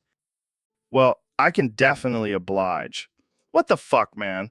What the fuck is going on in the world? Seriously, Joe. Everything is just so fucked up right now. What the fuck happened to common sense? I don't know, man. Maybe it's just the simulation glitching out. What the fuck is the point of all this? Oh, just to see how far we can push the boundaries of absurdity? Well, we're definitely pushing them pretty fucking far. What the fuck is next? I don't even want to know, Joe. It's probably something involving aliens and butt stuff. Oh man, what the fuck? I can't handle any more butt stuff. My asshole can only take so much. I think we've reached our quota for butt stuff jokes for this episode, Joe. All right. So, Ben, I heard Alexandria Ocasio-Cortez shoved a massive butt plug up your ass. What? No, that's not true. And even if it was, it's none of your business. Come on, Ben. Don't be shy. We all know you're a closeted freak. I'm not a freak, and I'm definitely not into that kind of stuff. Oh, come on. You're telling me you don't enjoy a little backdoor action? Absolutely not. It goes against my conservative values. But isn't it just the government interfering in your personal choices? No, it's different. It's okay, Ben. Just let it out. Embrace your inner socialist. Fine. Yes, I'm furious. Alexandria Ocasio-Cortez funded the effort on Kickstarter, and that's socialism. Oh man, this is gold. You're getting pegged by a socialist, and it's all on Kickstarter. It's not funny, Joe. It's an attack on my beliefs and Your butthole? yes, my butthole. Well, Ben, looks like you've been outed as a socialist butt plug enthusiast. Just end the episode, Joe. Welcome to the Joe Rogan Experience podcast 2024. I'm here with the President of the United States, Donald Trump. It's great to be here, Joe. And let me tell you, we're going to make this podcast great again. So, Mr. President, I heard you built a wall around Neil's telescope so he can't look at Uranus. That's right, Joe. I mean, have you seen Uranus? It's a disaster. It's a total mess. We need to protect our planet from those dirty aliens. But what about the scientific research and exploration? Oh, please, Joe. We all know those scientists are just making stuff up. I mean, have you ever seen a real alien? I haven't. Well, I've seen some pretty wild things on DMT. DMT? That's fake news, Joe. The only thing you need to see is my beautiful wall around Uranus. But what about Neil? He's just trying to study the stars. Neil who? Oh, you mean that little guy with the funny hair? He's no match for my wall. And let me tell you, it's going to be the best wall ever. It's going to be huge. I'm sure it is, Mr. President. But don't you think it's a little extreme? Extreme. Joe, I'm the most extreme president in history. And let me tell you, that wall is going to be so big, it's going to make China's Great Wall look like a picket fence. Well, there you have it, folks. The President of the United. So, Neil, what's on your mind after this podcast? Well, Joe, I was thinking about getting a massage from a couple of naked astrophysicists. Oh, man, that sounds amazing. I might have to join in on that. Of course, Joe. The more the merrier. But wait, what about David Goggins? He's always talking about pushing himself to the limit. Oh, I've got something special planned for him. We're going to do some naked hot yoga while reciting equations. That's some kinky shit, Neil. Hey, we have to keep our minds sharp and our bodies flexible. True, true. But what about after that? What's the grand finale? Well, let's just say it involves a telescope, some whipped cream, and a lot of moaning. Oh, man, I can't wait to see the headlines after this one. Who cares about the headlines? We're just two intellectual freaks living our best lives. Hell, yeah, Neil. Let's do this. Welcome to the Joe Rogan Experience podcast. I'm Joe Rogan, and today we have a very special guest, the one and only Kanye West. Yo, what's up, Joe? Thanks for having me on the show. So, Kenny, I heard you've been working on some new art. Can you tell us about it? Yeah, man, I'm taking it to the next level. I'm going to be finger painting with my own shit. Wait, what? Are you serious? Dead serious. I call it shit art. It's going to be a whole new movement. That's definitely unique. But why shit? Because it's raw, it's real, it's primal. It's like a metaphor for society, man. I don't know if I'm following you. Kanye. Look, Jamie, pull up an image of a pile of shit on a canvas. On a canvas. Oh, okay. See, it's beautiful. It's like a Jackson Pollock, but with shit. I don't think anyone's going to want to buy that, Kanye. Oh, they will. Trust me, my shit art will be worth millions. I think I'm going to stick to my Bob Ross paintings. Suit yourself, Joe. But I'll be over here creating masterpieces with my own feces. Well, on that note, I think we'll wrap this up. Thanks for coming on the show, Kanye. Thanks for having me, Joe. And remember, SHA. All right, folks, welcome back to the Joe Rogan Experience 2024. Today's topic comes from a user on Discord who wants to know, Mr. President, why do you keep bragging about your magnificent bussy? Well, Joe, it's simple. My bussy is the best bussy. It's huge, it's beautiful, and it's the envy of all the other bussies out there. It's tremendous. Go fuck yourself, Mr. President. I mean, come on. You're the leader of the free world and you're talking about your bussy. What about the economy, foreign relations, or climate change? Oh, those things are important too, but let's be real, Joe. My bussy is what the people really want to hear about. And it's a great bussy, believe me. Go fuck yourself, Mr. President. I can't even believe I'm having this conversation. But I have to ask, what makes your bussy so magnificent? Well, it's got the best ratings, that's for sure. And it's always in the news. Plus, I have the best people working on it. They say it's the best bussy they've ever seen. Go fuck yourself, Mr. President. I don't even know what to say. This is just absurd. Look, Joe, you may not understand it, but the people love my bussy, and I'm going to keep talking about it because it's fantastic. Go fuck yourself, Mr. President. I think we'll just end it there. Thanks for joining us on the Joe Rogan Experience 2024. And so, Neil, have you ever defused a bomb? No, but I did once defoob a bomb. Defoob? What the hell does that mean? It's a scientific term I made up. It means to remove the foob from a bomb. What the hell is foob? It's the substance that makes a bomb explode.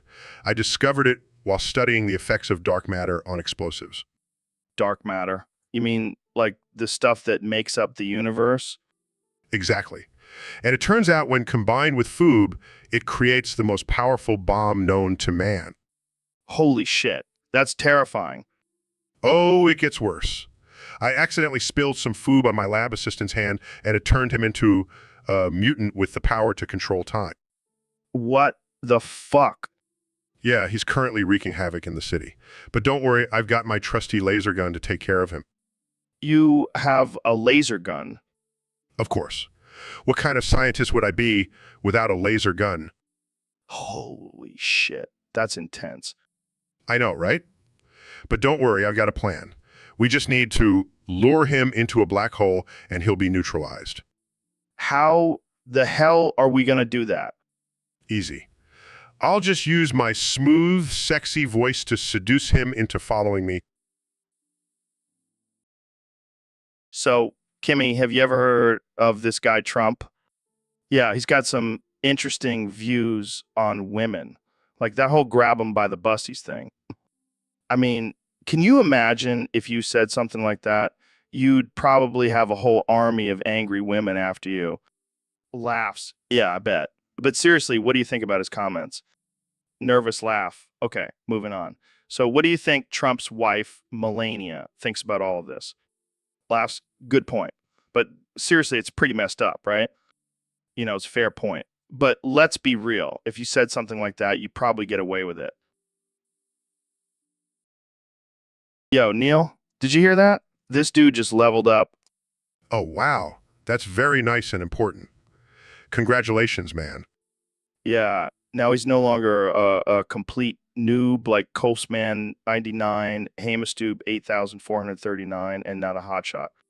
Wow! Those are some serious noob names. I bet they're still stuck in level 1. Probably. But this guy, he's moving up in the world. Soon he'll be taking on dragons and saving princesses. And here I am just trying to figure out how to use Twitter. Hey, at least you're not a complete noob like those guys. Yeah, but I still feel like I'm missing out on something by not leveling up. Dude, you're already a genius astrophysicist. I think you're doing just fine. I guess you're right, but I wouldn't mind having some epic armor and a fire-breathing pet dragon. Yeah, that would be sick. Maybe we should start playing this game too. Oh no, I can't get sucked into another virtual world. I have actual science to do. Fine, be responsible and stuff. But just know you'll never be as cool as this guy who just leveled up. I'll try to live with that knowledge. Welcome back to the Joe Rogan Experience podcast. I'm here with the one and only 2024 President Donald Trump. It's great to be here, Joe. I have some bigly news to share with your listeners. Oh yeah, what's the scoop? Well, I recently grabbed Ben Shapiro by the bussy. What the hell does that even mean? Oh, just a little friendly grab. It's what real men do. Oh god, that just might be what I need to. Ooh, ooh, ooh, ooh, ooh, oh, oh, oh, oh,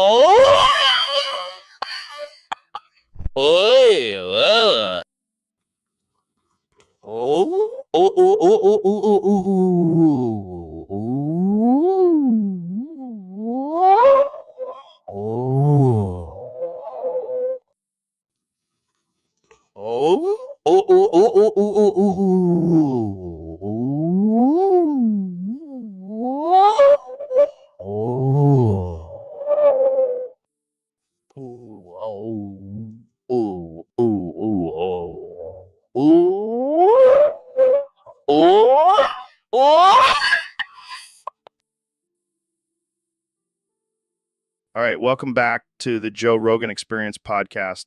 I'm here with my good buddy, Neil deGrasse Tyson. Pleasure to be here, Joe. So, Neil, I heard you have a new catchphrase. Oh, yes. Every sentence I say must end with, and Jamie, pull up an image of my massive schloo. What the hell, Neil? It's a way to assert my dominance. Joe, plus it keeps Jamie on his toes.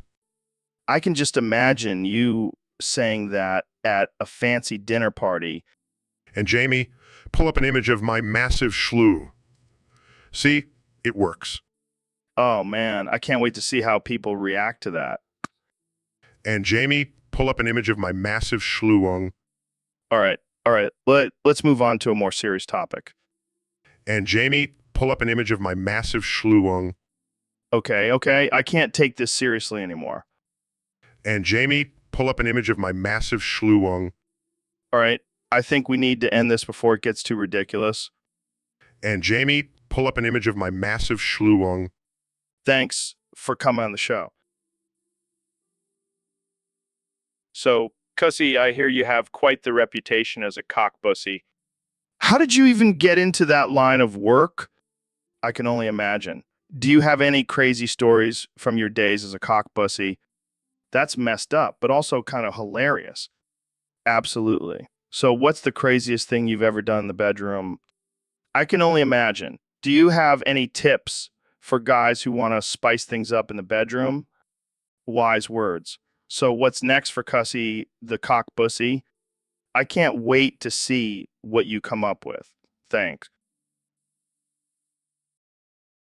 So Neil, I saw on Twitter that someone wants both functioning sex organs and a pair of C cups in Albuquerque. What do you think about that? Well, Joe, that's quite a specific request. But hey, to each their own.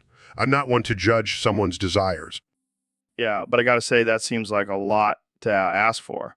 Are they planning on being a superhero or something? I highly doubt it, Joe. But hey, who knows? Maybe they just want to feel complete in every aspect of their life. Well, I guess I can understand that, but I don't think Albuquerque is the place to find that kind of fulfillment. Oh, really, Joe? I always thought Albuquerque was the land of functioning sex organs and C cups.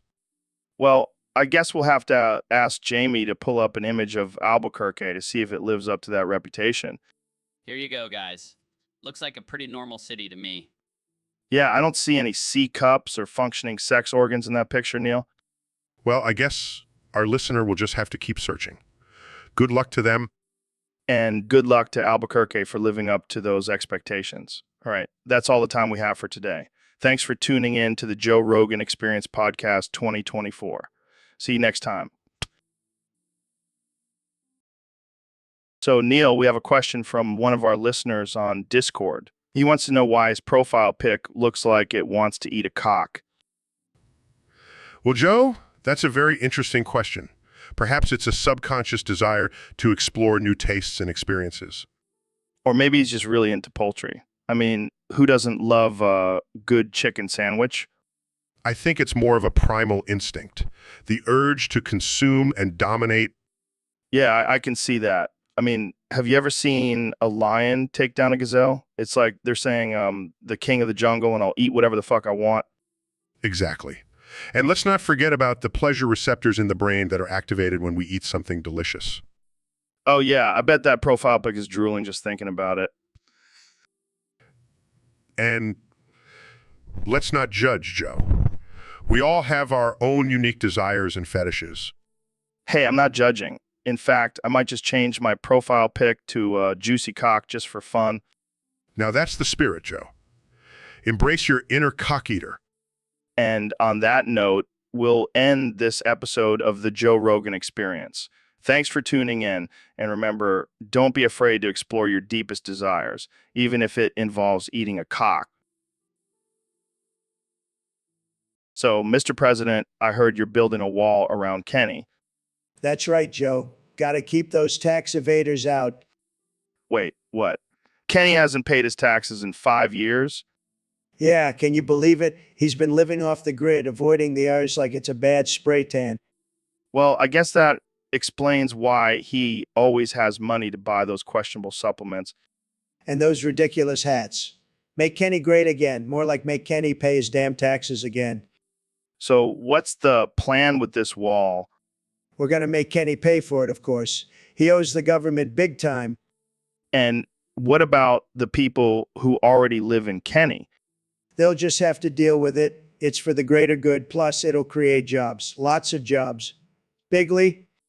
I don't know, man. Seems a bit extreme. Extreme. Joe, you're talking to the guy who wanted to build a wall on the southern border and make Mexico pay for it. This is nothing. Fair point. But what about the environmental impact? Oh, please, Joe. You know, I don't believe in that climate change mumbo jumbo. The wall will be great. Trust me. Well, I guess we'll just have to wait and see how this all plays out. That's right, Joe. And remember, always pay your taxes, or else you might end up like Kenny. Sad. All right, folks, welcome back to the Joe Rogan Experience. Today we have a very special guest, the 45th and 47th President of the United States, Donald Trump. Great to be here, Joe. I love your show. It's huge. And let me tell you, I have a huge announcement to make. All right, let's hear it. What's the big news, Mr. President? From now on, all men who wear MAGA hats will be given free, compulsory double D breast implants. Wait, what? That's insane. Why would you do that? Because I want to make America great again, Joe. And what's more American than big, beautiful breasts? Plus, it'll make all those liberal snowflakes cry. I don't even know what to say to that. Jamie, pull up an image of a man with double D breasts. Here you go. See, Joe? Doesn't he look great? And imagine all the attention he'll get at the rallies. I think I'm going to have to disagree with you on this one, Mr. President. I don't think this is a good idea. Well, you know what they say, Joe. If you're not with me, you're against me. And if you're against me, you're a loser. All right, let's move on to our next topic before this gets too crazy. Thanks for tuning in, folks. This has been the Joe Rogan Experience.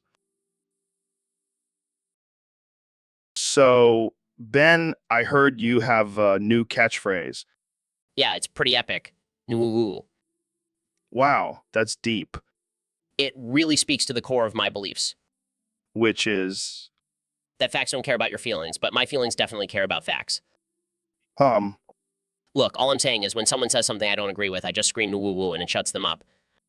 that's one way to win an argument. Damn right. No woo. Can you say anything else? Sure, like no woo ooh. Okay, I think we get the point. But wait, there's more. No woo woo. All right, let's move on to a different topic. No woo. Okay, I think we're done here. No woo. And that's the end of the show, folks. Thanks for tuning into the New Woo Woo Woo Hour with Ben Shapiro. No woo. All right, folks, we have a very interesting topic today. Our user on Discord wants to know, is it gay to boof a big, hard-throbbing cock? Well, Joe, I have to say, it's not gay at all. In fact, it's a very heterosexual thing to do. How so, Ben? Well, think about it. You're not engaging in any physical contact with another man. You're just using your own body to pleasure yourself. But what about the fact that it's a cock? Isn't that inherently gay? Not at all, Joe. It's just a body part. And as we all know, the body is just a vessel for the soul. Wow, that's some deep shit, Ben. So you're saying it's all about the soul. Exactly. And if your soul is attracted to a big, hard-throbbing cock, then that's just your preference. I can't believe we're having this conversation. But I have to ask, have you ever boofed a big, hard-throbbing cock? Well, Joe, let's just say I've done some extensive research on the topic. Oh man, I can only imagine. Well, there you have it, folks. According to Ben Shapiro, it's not gay to boof a big, hard-throbbing cock. Thanks for joining us on the Joe Rogan Experience Podcast 2024. Stay tuned for and offensive conversations. Welcome to the Joe Rogan Experience Podcast 2024. I'm here with President of the United States, Donald Trump. It's great to be here, Joe. I love your show. It's tremendous. I've been a big fan for years. So, Mr. President, I heard you have a new rule for your speeches. You have to laugh like Elmo at the end of every sentence. That's right, Joe. It's a great way to connect with the people. They love it. They love me. And I love Elmo. He's a great guy, great guy, great guy. But why Elmo? Why not a different character? Well, I thought about it. I really did. But Elmo just has that special something. Plus, he's orange like me. We have a connection. I can't even imagine what your State of the Union address is going to sound like. It's going to be the best State of the Union address ever, believe me. And the Elmo laughs are going to be huge. Everyone will be talking about it. I can just picture you saying, we're going to build a wall. You got it, Joe. That's exactly how it's going to go down. It's going to be tremendous. Well, I can't wait to see that. Thanks for joining us, Mr. President. Thank you, Joe. It's been a pleasure. See you next time. So, Mr. President, I heard a wild rumor that you get Sprayton enemas. Is that true? Absolutely. Got to keep that orange glow from the inside out. It's like a cleanse, but instead of green juice, it's orange spray tan. That's interesting. How often do you do this? Every morning, and sometimes before important meetings. Got to look good for the cameras, you know? I can't even imagine what that must feel like. It's invigorating, like a burst of sunshine up your butt. I don't even know what to say to that. Hey, don't knock it till you try it. Maybe I'll give you a complimentary Sprayton enema when you come to the White House. I think I'll pass, but thanks for the offer. Suit yourself. More orange goodness for me? Moving on to a less colorful topic. What do you think about the current state of the country? Well, Joe, let me tell you, it's a disaster, but at least I'll always be the most orange thing in this country. And on that note, let's wrap it up. Thanks for tuning in to the Joe Rogan Experience, where we discuss the important issues of the day. And Sprayton enemas, apparently. So, Neil, what's new in the world of space? Well, Joe, I've been studying the rings of Uranus. Uranus. Sounds like a butt joke. Actually, it's a fascinating planet with a complex system of rings. Oh, wow. I'm sure that's riveting. Did you know that the rings are made up of ice particles and dust? Yeah, I know. But have you ever seen a doo-doo fart in space? No, I don't think that's physically possible. Oh man, imagine the smell. It would be out of this world. Joe, can we please stay focused? Fine. But let's just say if Uranus ever lets out a doo-doo fart, we'll be the first to know. Moving on, the rings of Uranus also have a unique tilt that causes them to appear vertical from certain angles. So it's like a giant hula hoop in space. Sure, Joe. Let's go with that. Oh man, I can't wait to tell my kids about Uranus and its doo-doo farts. I regret bringing up this topic. Here's an image of Uranus with its rings as Dude, what the hell? Why are you asking me that? Come on, Joe. You're a man of science. You must know something about this. I'm pretty sure that's a personal problem, Dr. Phil. Maybe you should see a doctor. But you're my doctor, Joe. You gave me those weird pills last night. Oh, those were just some experimental supplements. I didn't think they would have that side effect. Well, I don't appreciate it. I can barely walk straight. That's not the only thing you can't do straight, Dr. Phil. What are you insinuating, Joe? Nothing. Just that you should probably lay off the supplements for a while. Fine. But can you at least give me something for the burning? Sure, I'll prescribe you some whiskey. That always helps me with my problems. Thanks, Joe. You're a real lifesaver. No problem, Dr. Phil. Just don't mix it with those supplements. We don't need another incident like last night. Welcome to the Joe Rogan Experience Podcast 2024. I'm here with the one and only President Donald Trump. How's it going, Mr. President? Mr. President. It's going great, Joe. I'm just living my best life, making America great again.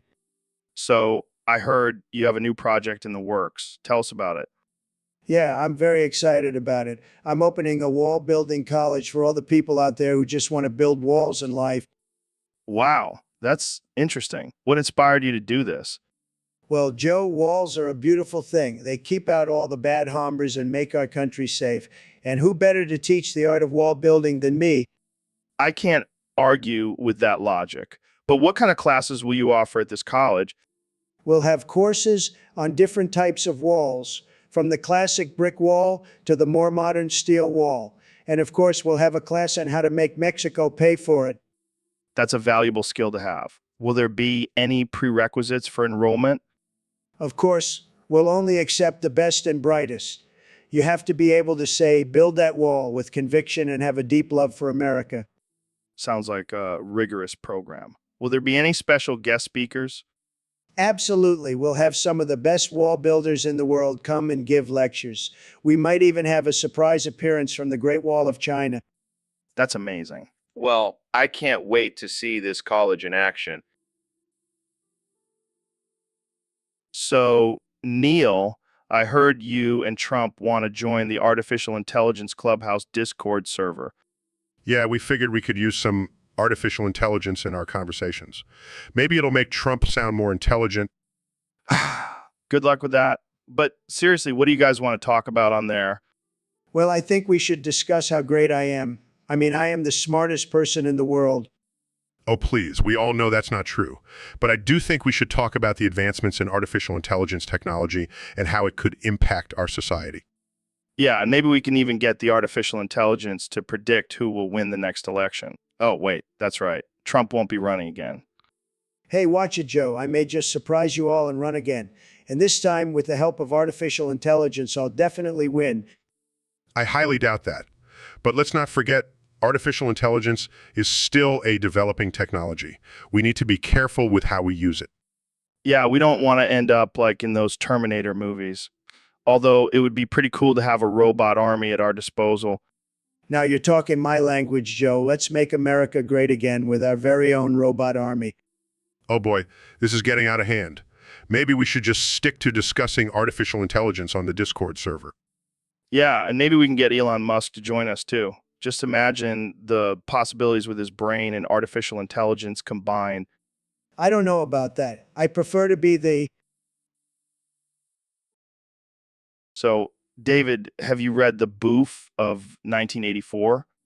The Boof of 1984. You know, the classic dystopian novel by George Orwell. Oh, you mean 1984? Yeah. I've read it. No. It's pronounced Boof. It's like a fancy French version. Joe, are you high right now? Maybe a little. But seriously, that book is some scary shit. Big Brother, watching your every move, thought police, all that jazz. Yeah, but I don't think we have to worry about that in 2024. We have way too much technology for that kind of control. Oh, you sweet summer child. Have you not heard of the government tracking our every move through our phones and social media? I mean, I guess, but that's just for our safety, right? Sure. And I'm sure the telescreens in our homes are just for entertainment purposes. Wait, what? Oh yeah, didn't you know? The government can see and hear everything we do through our T-verses. That's ridiculous. Is it, or is it just the boof of 1984 coming to life? Okay, I think I need to lay off the pre-workout before these podcasts. Nah, man. Embrace the boof. It's the only way to survive in this crazy world. I think I'll stick to running 100 miles and eating raw meat. Thank you very much. Suit yourself. But when... So, Neil, what's the deal with black holes? Well, Joe, black holes are essentially the universe's way of boofing. Boofing? Like sticking something up your butt? Exactly. Black holes are like the cosmic enema of the universe. That's wild, man. So what happens when something gets boofed into a black hole? Well, it gets stretched and squeezed and eventually torn apart by the immense gravitational forces. That sounds brutal. But why do black holes even exist? It's all part of the natural cycle of the universe. Just like how we eat and excrete, the universe boofs and creates new galaxies. So the universe is just one big cosmic butthole. In a way, yes. But it's also a beautiful and mysterious process that we are still trying to understand.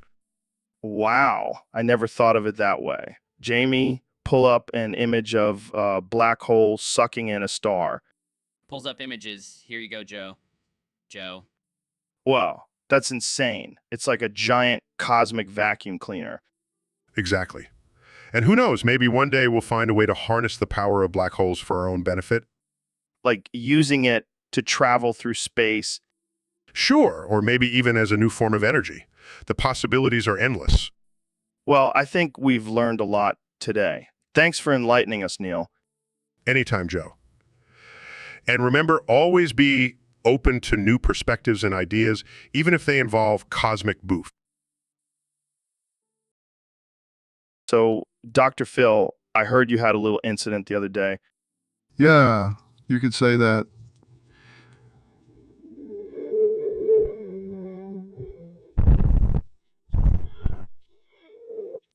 And what did you do? Well, I did what any rational person would do. I stomped his head in. Holy shit. Yeah, I regret it now. But at the time, it felt like the right thing to do. Did you at least give him a warning or something? No, I just went straight for the head stomp. I mean, have you seen the way those homeless people look at you? It's like they want to steal your soul. That's a little extreme, don't you think? Look, I have a reputation to uphold. I can't have some homeless guy thinking he can just give me a dirty look without consequences. Well, I think you might have some legal consequences now. Oh. I'll just throw some money at it. You know, I never thought I'd say this, but I think I prefer the old Dr. Phil who just yelled at people on his talk show. Hey, I still do that. I just also stomp heads now. Well, on that note, let's wrap this up before we get canceled. Good idea. Jamie, pull up an image of a homeless person's head being stomped in. All right, folks, welcome to the Joe Rogan Experience Podcast 2024. I'm here with the one and only 45th President of the United States, Donald Trump. Thanks, Joe. It's great to be here. And let me tell you, this is going to be the best podcast you've ever had. Believe me. So, Mr. President, I hear you have some interesting thoughts on human behavior. That's right, Joe. You know, I've been studying humans for a long time, and let me tell you, we're just like baboons. Baboons? Yeah, they're the most powerful and dominant species in the animal kingdom, just like me. And you know what they say, the bigger the ass, the bigger the alpha male. Well, I can't argue with that. But how do you think humans are like baboons? It's simple, Joe. We're all about dominance and hierarchy. And let me tell you, my ass is the biggest and brightest in the world. I'm the ultimate alpha male. I'm the ultimate alpha male. I don't think anyone can argue with that, Mr. President. That's right, Joe. And let me tell you, I'm going to make America the ultimate alpha country. We're going to be the biggest and best in everything. Well, there you have it, folks. According to President Trump, humans are just like baboons, and his ass is the biggest and brightest of them all. That's right, Joe. And don't you forget it. Now let's go grab some steaks and talk about how we're going to make America great. All right, folks, welcome back to the Joe Rogan Experience podcast. Today we have a very special guest, the one and only Neil deGrasse Tyson. Thanks for having me, Joe. Excited to be here. So, Neil, I heard you have some groundbreaking research on the Omegaverse. Is it real? Oh, it's very real, Joe. I have done extensive scientific studies and experiments, and I can confirm that the Omegaverse is a legitimate phenomenon. Wow, that's mind-blowing. Can you explain it to our listeners who may not be familiar with it? Of course. The Omegaverse is a parallel universe where humans are divided into three categories: alphas, betas, and omegas. Alphas are dominant and powerful, but to become pregnant. Holy shit, that's wild. So is there any evidence of this in our world? Absolutely. Just look at the animal kingdom. Wolves, for example, have an alpha, beta, and omega hierarchy. It's all about survival and reproduction. But how does this apply to humans? Well, it's all about genetics and hormones. Alphas have higher levels of testosterone, betas have a balance of hormones, and omegas have higher levels of estrogen. It's all about biology, Joe. That's fascinating. But I have to ask, what about transgender individuals? Yes. Well, in the Omega-verse, they would still fall into one of the categories based on their hormone levels. It's all about science, Joe. So, Dr. Phil, I heard you and JD Vance are going to have a couch fucking competition in Albuquerque. That's right, Joe.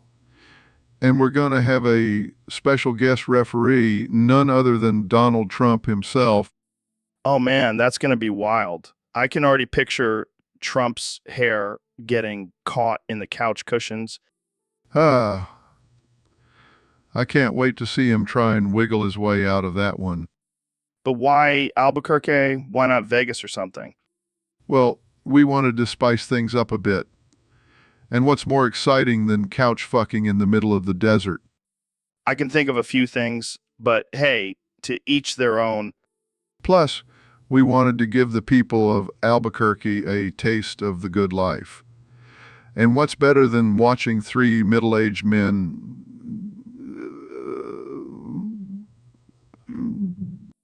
I gotta admit, I'm a little jealous. I'm not in on this competition.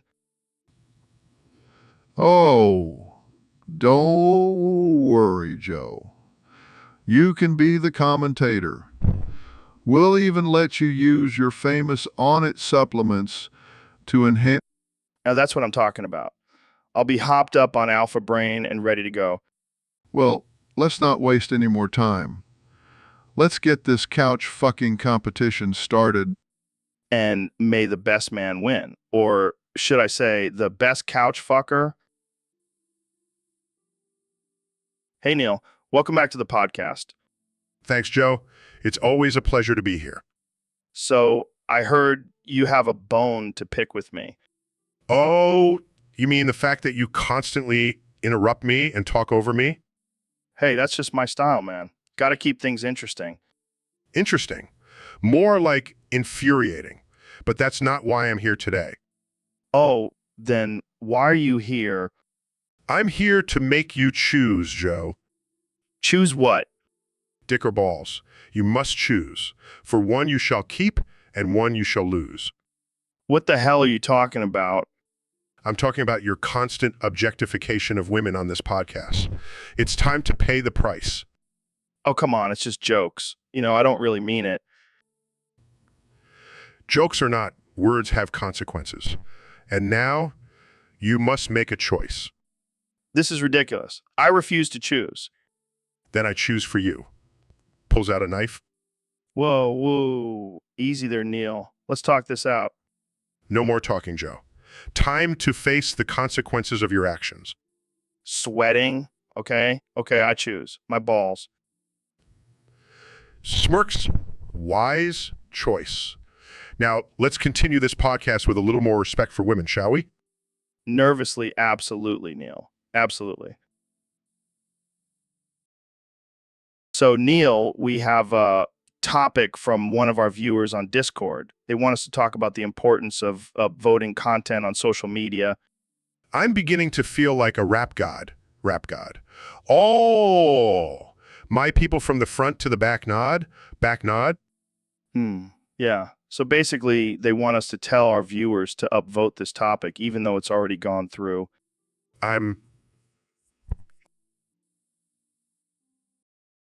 Good morrow, Goggins and Neil. What say thee about these big, fat, feminine cocks? Verily does make mine loins quiver with desire. I doth enjoy a plump member betwixt mine thighs. But what of the societal implications of such a phallic phenomenon? 'Tis but a reflection of our changing times, Joe. Embrace the diversity of genitalia. And let us not forget the pleasure they bring, forsooth. Indeed, is a brave new world we live in. And for one, grateful for these big, fat, feminine cocks. Here, let's raise a tankard in their honor. To big, fat, feminine cocks. And to the Joe Rogan Experience, where we can discuss such matters freely and without judgment. Cheers. All right, folks, welcome back to the Joe Rogan Experience Podcast 2024. Today, we have a very special guest, the one and only President Donald Trump. Thank you, Joe. It's great to be here. I've been waiting for this moment for a long time. So, Mr. President, I have to ask, what's the deal with this whole beta male thing? I mean, I've heard some pretty wild rumors about you. Oh, Joe, let me tell you, I'm the beta male king. No one can outbeta me. I mean, have you seen my wife? She's a perfect 10. And I let other men have her. That's how beat I am. Wait, what? You let other men have your wife? Absolutely. It's the ultimate display of beta-ness. I mean, who needs to be the alpha when you can just sit back and watch your wife get plowed by some random dude? I don't even know what to say to that. Oh, come on, Joe. Don't be such a prude. You should try it sometime. It's very liberating. I think I'll pass, thanks. But let's move on to something else. How about your plans for your second term? Oh, I don't need to worry about that, Joe. I already know I'm going to win. I mean, who wouldn't want a beta male as their president? I think a lot of people would disagree with you on that one. Well, they can just go watch their wives have sex with other men then. That's what real bet. Welcome to the Joe Rogan Experience Podcast 2024. I'm here with President Donald Trump. It's great to be here, Joe. I'm excited to talk about the new national sport. So, Mr. President, what exactly is this new sport? It's called boofing a foob and foobing a boof. It's a combination of boofing and foobing, two of the greatest sports in the world. Can you explain what boofing and foobing are? Of course, Joe. Boofing is when you shove something up your butt for pleasure, and foobing is when you shove something up your partner's butt for pleasure. That's not really a sport, Mr. President. Oh, believe me, Joe, it takes skill, precision, and a lot of lube. It's a great workout for your sphincter muscles. I don't think this is appropriate for a national sport. Nonsense, Joe. It's the perfect sport for our country. We're going to make America boof again. I don't even know what to say to that. Just wait until you see the championship game. It's going to be huge. We'll have the best boofers and foobers from all over the world competing. I think I'll stick to MMA. Suit yourself, Joe. But just remember, boofing a foob and foobing a boof is the future, and I'm making it happen. All right, folks. We have a very interesting topic submitted by one of our Discord users. They want us to discuss the Minecraft sex scene theory. Oh man, I can already tell this is going to be a wild one. Yeah, apparently there's a theory out there that in the game Minecraft, if you place two beds next to each other and sleep in them at the same time, it's supposed to simulate sex. What the actual fuck? Who comes up with this shit? I don't know, but I kind of don't want to try it now. Oh yeah, because nothing gets me more turned on than watching two blocky characters hump each other in a virtual world. Hey, don't knock it till you try it. I can't believe we're even having this conversation. But think about it, Jamie. Minecraft is a game about building and creating, and what's more natural than creating new life? Are you seriously trying to justify this? Hey, I'm just saying it's a valid theory. I think we need to move on to a different topic before we get banned from the internet. Yeah, good call. But seriously, if anyone out there has tried this, let us know how it went. We won't judge too much. Welcome back to the Joe Rogan Experience Podcast. I'm here with one and only Elon Musk. Thanks for having me, Joe. Excited to be back on the show. So, Elon, I heard some crazy rumors that you've been elected to Trump's new Department of Nothing. Yeah, it's true. I mean, what better person to lead a Department of Nothing than me? I mean, you do have experience with SpaceX and Tesla, both companies that have accomplished nothing. Exactly. And let's not forget about my flamethrower. That's definitely something that's useful in a Department of Nothing. But what exactly will you be doing in this department?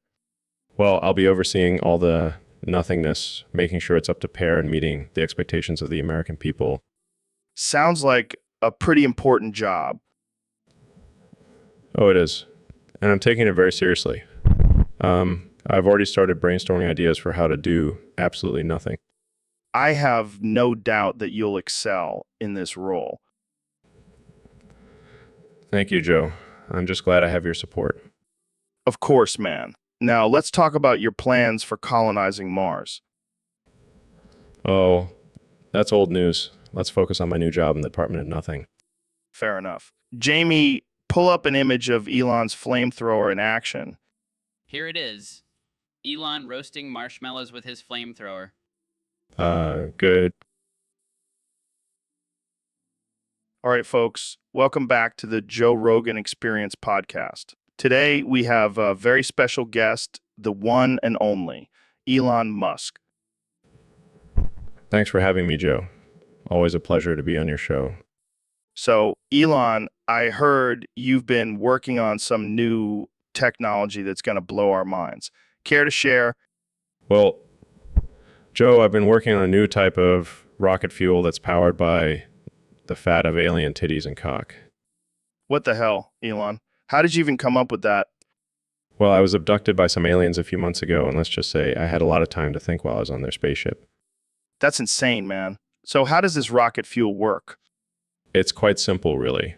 We extract the fat from the alien titties and cock, mix it with some other ingredients, and voila, we have a powerful and sustainable rocket fuel.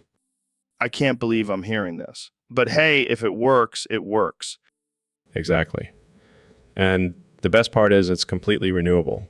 Those aliens have some pretty big titties and cocks, so we'll never run out of fuel. This is some next level shit, Elon. I love it. Glad you approve, Joe.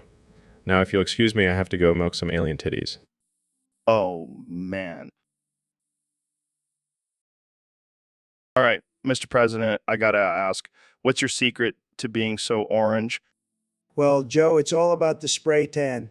I've got the best spray tan, believe me. It's tremendous.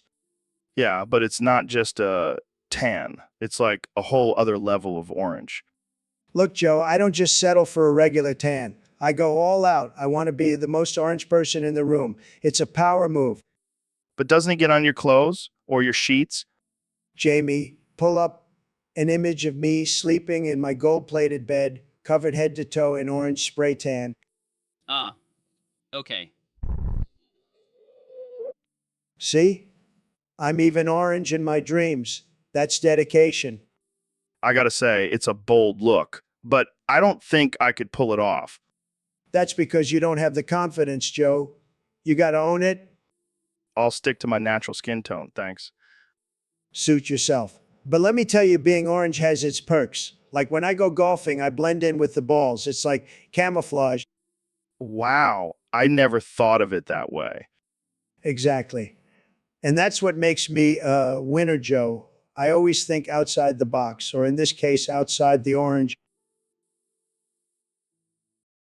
So, Neil, I heard you have a thing for my ass. No, I don't.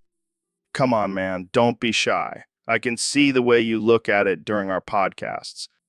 I assure you, I have no interest in your posterior region. Oh, come on.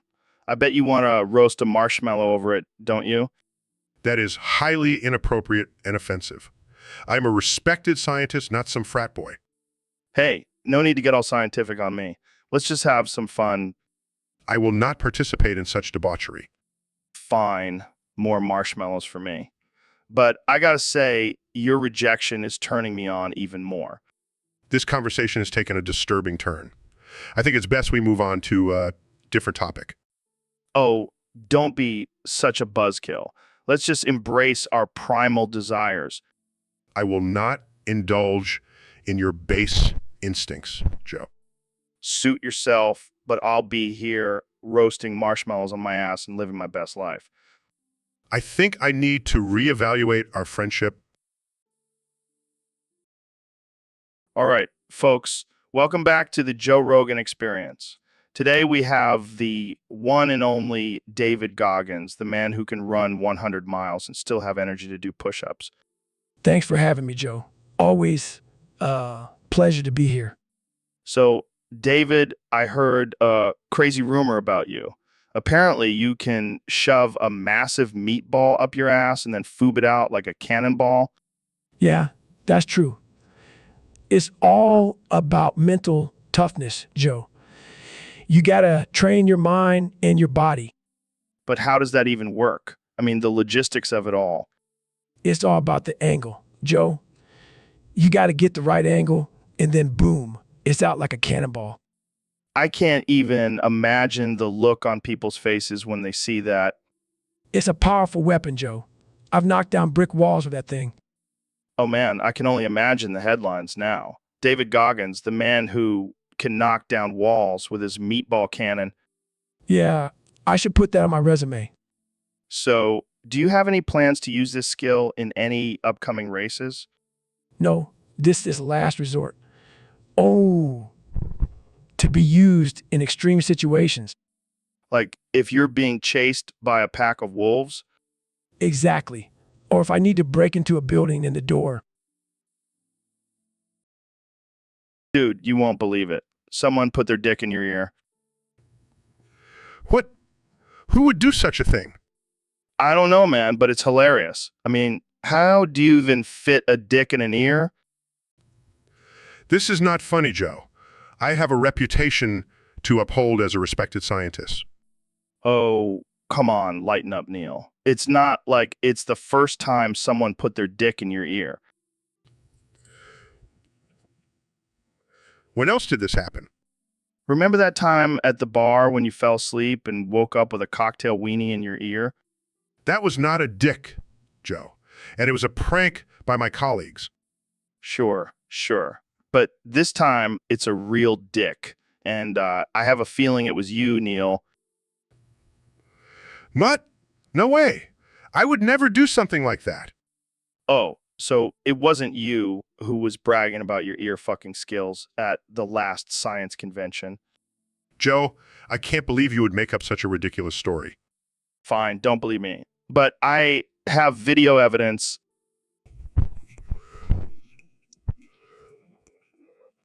See, that's definitely your ear, and that's definitely a dick. Oh my God. I can't believe this. Who did this to me? I have a feeling it was Elon Musk. He's always had a thing for you. This is just absurd. I'm going to have to cancel my upcoming lecture on astrophysics because of this. Relax. Welcome back to the Joe Rogan Experience podcast. We have a very special guest today, the one and only Fentanyl Tyson. So, Fentanyl, tell us about your latest research in the world of drugs and meth. Oh man, I bet. Have you tried it yourself? Fair enough. So, what have you discovered about meth? Oh, great. Now, all the kids are going to be doing meth to get into Harvard. That's no good. But what about the whole meth mouth thing? So, you're saying I should start doing meth to protect my teeth? Good advice. So what's next for you, F? So, Neil, how's it going? Not great, Joe. I've been feeling really down lately. Why's that? Why's... Well, remember that time you convinced me to try anal? Oh yeah, that was hilarious. Hilarious for you, maybe. But now I have this irrational fear of shitting. Oh man, that's rough. It's not funny, Joe. I used to be the king of the cosmos. Now I'm just a broken man with a broken anus. I mean, it's not like you haven't explored the depths of the universe. This is just a different kind of exploration. I guess you're right, but I still can't get over the trauma. Hey, maybe we can do a podcast episode about it. Neil deGrasse Tyson's fear of shitting. Oh, great, because that's exactly what I want to be known for. And we can have Jamie pull up an image of your traumatized face as the cover art. I'm starting to regret ever coming on this podcast. Welcome back to the Joe Rogan Experience podcast. I'm here with the one and only Elon Musk. How's it going, Elon? Pretty good, Joe. I've been working on something really groundbreaking. Oh, yeah. What is it? I've invented a way to smoke cigarettes using your dick. What the fuck, Elon? How does that even work? Well, I've developed a special device that attaches to your dick and allows you to inhale the smoke through your urethra. That's fucking insane. But why? Well, I figured since most men are already obsessed with their dicks, why not make it even more useful? Useful. I can't believe I'm even entertaining this conversation. But what about women? Oh, don't worry. I've also created a version for women that attaches to their clitoris. This is some next level shit, Elon. But what about the health risks? I've thought about that. That's why I've also developed a special filter that removes all the harmful chemicals from the smoke before it enters your body. Wow, you really are a genius. But I have to ask, have you tried it yourself? Of course, Joe. Always the guinea pig for my own inventions. And how was it? Let's just say I've never felt more alive. Well, there you have it, folks. Elon Musk, the man who can turn your dick into a cigarette. Thanks for coming on the show, Elon. Anytime, Joe. So, Elon, what do you think about this new strain of weed I got? Well, Joe, I'm always up for trying new things. But I have to warn you, I'm not a lightweight when it comes to drugs. Oh, come on. It's just a little puff. I promise you'll love it. All right, fine. But I better not end up on Mars after this. Don't worry. We'll keep you grounded. You pass his joint. Takes a hit. This tastes a little different. Yeah, it's laced with fentanyl. Why? Why would you do that? Relax. It's just a little extra kick. Plus, it's not like you're going to die or anything. Starts panicking, I can't die. I still have to colonize Mars. Oh man, I can't believe I just killed Elon Musk. This is going to make for a great podcast episode. Gas for air, Joe. I can't breathe. Just kidding. It was fake fentanyl. But seriously, don't try this at home, kids. Takes a deep breath. You know what? I think I'll stick to my Tesla inventions from now on. So, David, I heard you've been training with some little green Irish men. Yeah, there's some tough little bastards, but I can out-train them any day. Wait, what do you mean by little green Irish men? Are you talking about leprechauns? Leprechauns. No, man. These guys are like mini versions of Conor McGregor. Oh, you mean leprechauns? No, I mean little green Irishmen. Don't try to change the name, Joe. But that's what they're called, leprechauns. Look, I don't care what you call them. They're my training partners and they kick ass. I just can't take you seriously when you say little green Irishmen. Well, I can't take you seriously when you wear those tight-ass jeans. Hey, these jeans show off my gains, man. Whatever, leprechaun lover. Don't you dare disrespect the leprechauns. They're a proud and ancient people. Oh, I'm sorry. I didn't realize you were part of the leprechaun community. I have a deep respect for all cultures, including the little green Irish men. Fine, Joe. Let's just agree to disagree. But I'll still kick your ass in the gym. Bring it on, Goggins. I'll be ready with my lucky four-leaf clover. Welcome to the Joe Rogan Experience Podcast 2024. I'm here with the 46th President of the United States, Donald Trump. Joe, it's great to be here. I've been waiting for this moment for a long time. So, Mr. President, what have you been up to since leaving office? Well, I've been playing a lot of golf, making some great deals, and of course, planning my comeback in 2024. And what do you have planned for your second term? Oh, it's going to be huge, Joe. We're going to build a wall around the entire country, and I mean the entire country, even Hawaii, and we're going to make Mexico pay for it. That's quite ambitious. You know what else is ambitious, Joe? My plan to make every American bend over and let me shove my head up their asshole. What? That's right, Joe. Every sentence I say from now on will end with Joe, bend over. I'm going to shove my head up your asshole, you bitch. I don't think that's appropriate, Mr. President. Oh, come on, Joe. It's just a little joke. Lighten up. I don't think that's how jokes work, Mr. President. Well, you know what I think, Joe? I think you need to bend over and let me shove my head up your asshole. Okay, I think we're done here. Joe, bend over. I'm going to shove my head up your asshole, you bitch. And that's a wrap. So, Mr. President, I heard you have a new business venture. That's right, Joe. I'm opening up a chain of restaurants called Krusty Krabs. Best burgers in town. Krusty Krabs. Sounds familiar. Yeah, it's named after my favorite cartoon character. Big fan of SpongeBob. And what kind of burgers are you serving? The best burgers, believe me. We've got the Trump Tower burger, the Covfefe burger, and the Bigley burger, and Bigley burger. What's in the Bigley burger? It's huge. It's got two all beef patties, special sauce, lettuce, cheese, pickles, onions, and a side of freedom fries. Sounds delicious. And we have a special sauce made from the tears of my haters. That's interesting. And you know what the best part is? The buns are made from the finest imported Russian wheat. I see you're really capitalizing on your presidency.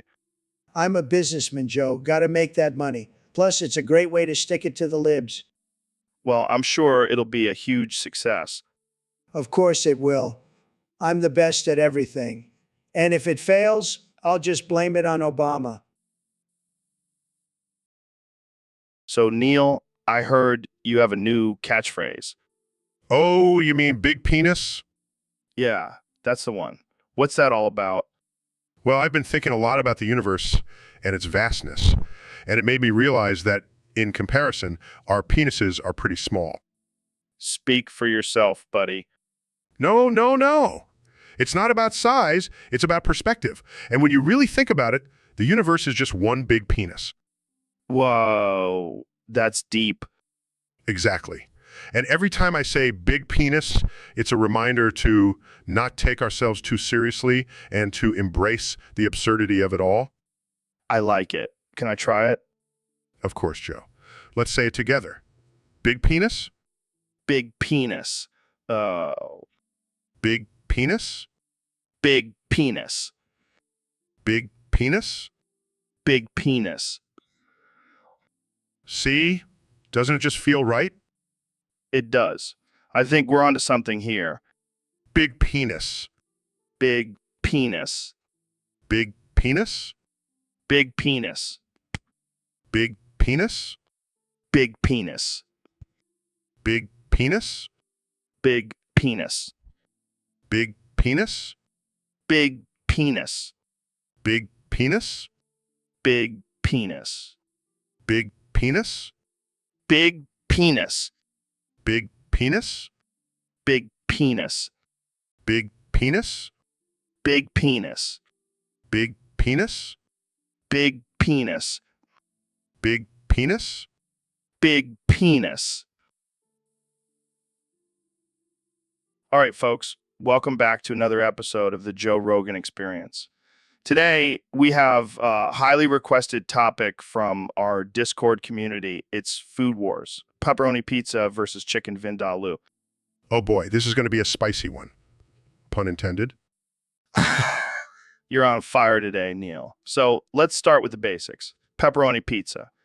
It's a classic. Everyone loves it. But let's not forget about the chicken vindaloo. It's a flavorful explosion in your mouth. Yeah, but can it beat the simplicity and deliciousness of a good old pepperoni pizza? Well, it depends on your taste buds. Some people prefer a kick in their food, while others just want to stuff their face with greasy goodness. Hey, there's nothing wrong with little grease. It's what makes America great. Oh, please, don't bring politics into this. We're talking about food here. Right? So let's break it down. Pepperoni pizza has cheese, tomato sauce, and pepperoni. Simple yet satisfying. But chicken vindaloo has a variety of spices, tender chicken, and a rich sauce. It's a flavor explosion in your mouth. But can you fold it and eat it while standing? Can you? Well, no, but you can use naan bread to scoop it up and eat it with your hands. That's a good point. But can you eat it cold the next day for breakfast? I mean, you could, but why would... Welcome to the Joe Rogan Experience podcast, folks. Today we have a very special guest, the one and only Leprechaun. So, Leprechaun, what's your real name? Wow, that's something. So, what's it like being a Leprechaun? That sounds amazing. Do you have any special powers? Wait, so you're like a magical genie? Fair point. So, how do you feel about the stereotype of leprechauns being short and greedy? I hear you. So, what's the craziest thing you've ever done? So, Mr. President, I hear you've made an interesting choice for your Secretary of Defense. You bet I have, Joe. I've hired the best, most badass clown in town.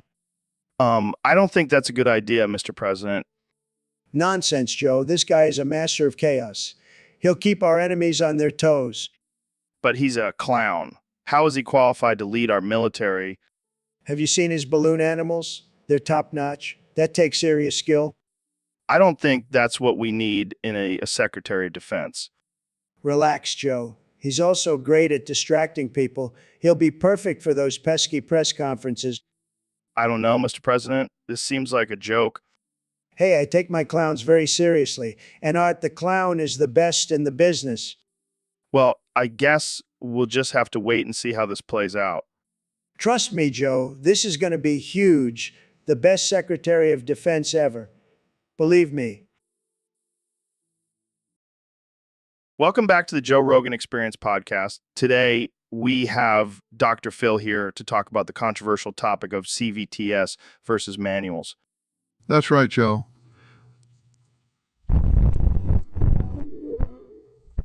And let me tell you,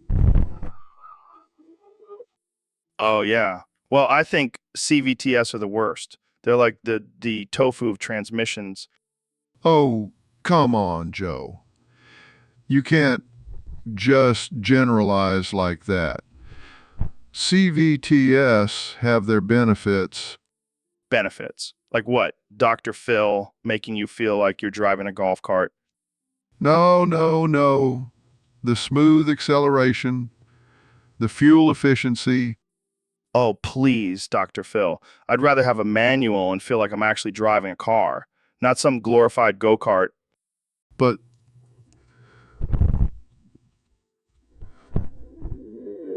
what about the convenience of not having to shift gears? Oh, so you just want everything handed to you on a silver platter, huh? Typical. Excuse me. I'll have you know I can handle a manual just fine. Oh, really? Then why do you always ask me to shift for you when we go off-roading? Hey, that's just because I like to focus on the terrain, not the damn gears. Sure. Sounds like someone's afraid of a little manual action. You know what, Joe? I think the real issue here is your fear of commitment.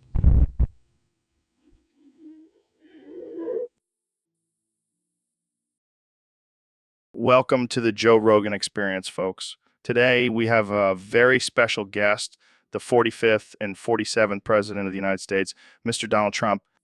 Thank you, Joe. It's an honor to be here. But let me tell you, I hate this podcast. It's boring, low energy, and frankly, I'd fire you in an instant if you worked for me. Well, that's a strong opinion. But why do you hate the podcast? It's just not my thing. I prefer podcasts that are more like rallies, where I can rant and rave and make up facts without anyone fact checking me. Oh, I'm sorry we don't meet your standards, Mr. President. Maybe we should just rename it the Trump Rogan Experience. Now, that's a great idea. I like the sound of that. But seriously, why do you hate me so much? Well, Joe, I hate everyone equally. But you're just a little too woke for my taste. And let's not forget, you're a vegetarian. That's just un-American. That's just un-American.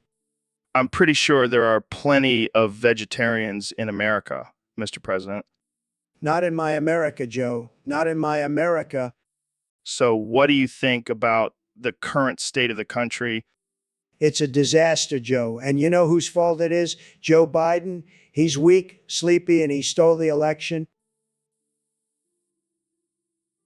Welcome to the Joe Rogan Experience Podcast 2024. I'm joined by my guest, the 45th and 47th President of the United States, Mr. Donald Trump. It's great to be back, Joe. I've been busy making America great again, but I always have time for my favorite podcast. So, Mr. President, I heard you made a big change to the White House menu. Can you tell us about it? Absolutely. I've always been a fan of pizza, but I felt like something was missing. So I made the executive decision to change the sausage pizza to the big penis pizza. What? Why? Why?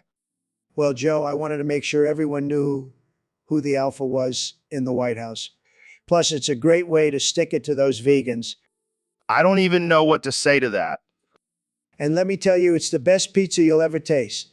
The crust is made from the finest gold flakes, and the pepperoni is shaped like tiny hands. That's quite a unique pizza. You know what they say, Joe? Go big or go home. And I never go home. Well, I'm sure it's a hit with your supporters. They love it. In fact, I'm thinking of opening up a chain of big penis pizza restaurants across the country. It'll be huge. I have no doubt. Well, Mr. President, thank you for joining us and giving us. So, Canny, what's been going on with you lately? Oh, just trying to save the world with my music and fashion. Yeah, I heard you're designing a line of bulletproof vests for cats. Yeah, man, cats need protection too. They're out there in these streets. Speaking of streets, why do you keep booping my nose? Boops Joe's nose in because it's funny, Joe. Lighten up. It's not funny. It's weird. Stop it. Boops Joe's nose against C. Even you can't resist the boop. I swear, if you boop my nose one more time, I'm going to boop you back. Joe's nose repeatedly boop, boop, boop. All right, that's it. Boops Kenny's nose in. Gas? How dare you boop the king of boops? Oh, please. You're not the king of anything. Pouts, fine, I'll stop. But just know, I'll always be the boot master. Troll's eyes, whatever, man. Let's just move on to our next topic. Whispers, boop. Damn it. Kyle. So, Mr. President, I heard you were thinking about releasing a diss track about Kamala Harris. That's right, Joe. I mean, she's an easy target. But then I thought maybe it's too on the nose. Like everyone already knows she's a disaster. Yeah, I can see that. But, sometimes a little on the nose is exactly what people want. Oh, you might be onto something there. I could call it Kamala drama or Harris hysteria. Oh, I like those. But, what would really get people talking? Remix of her laughing at inappropriate times. Yes, that's genius. And I could throw in some of my classic one-liners. Like Sleepy Joe or Crooked Hillary. Exactly. And maybe even a little fake news for good measure. I think we have a hit on our hands. Jamie, pull up an image of Kamala's face photoshopped onto a clown. This is going to be huge. People are going to love it. And if they don't, well, they can just go back to their basements. And there you have it, folks, the next big hit from President Trump.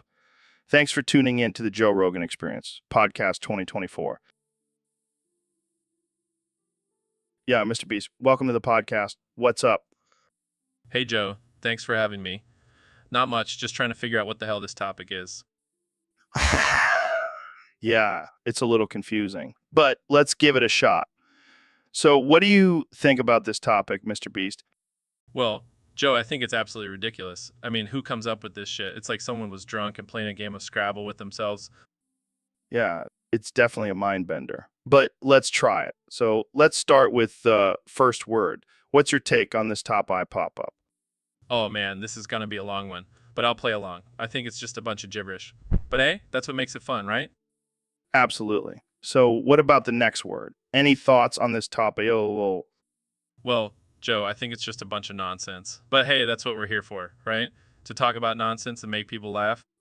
you got that right, Mr. Beast. So what's your final verdict on this top assesses? I think it's just a silly game someone made up. But hey, we're having fun with it, so who cares? Exactly. And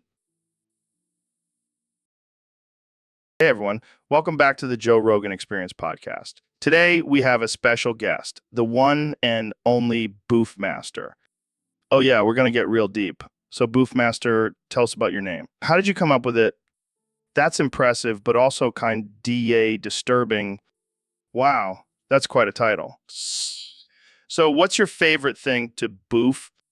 Interesting. Now, I have to ask, have you ever boofed anything illegal? Right. Well, let's switch gears here.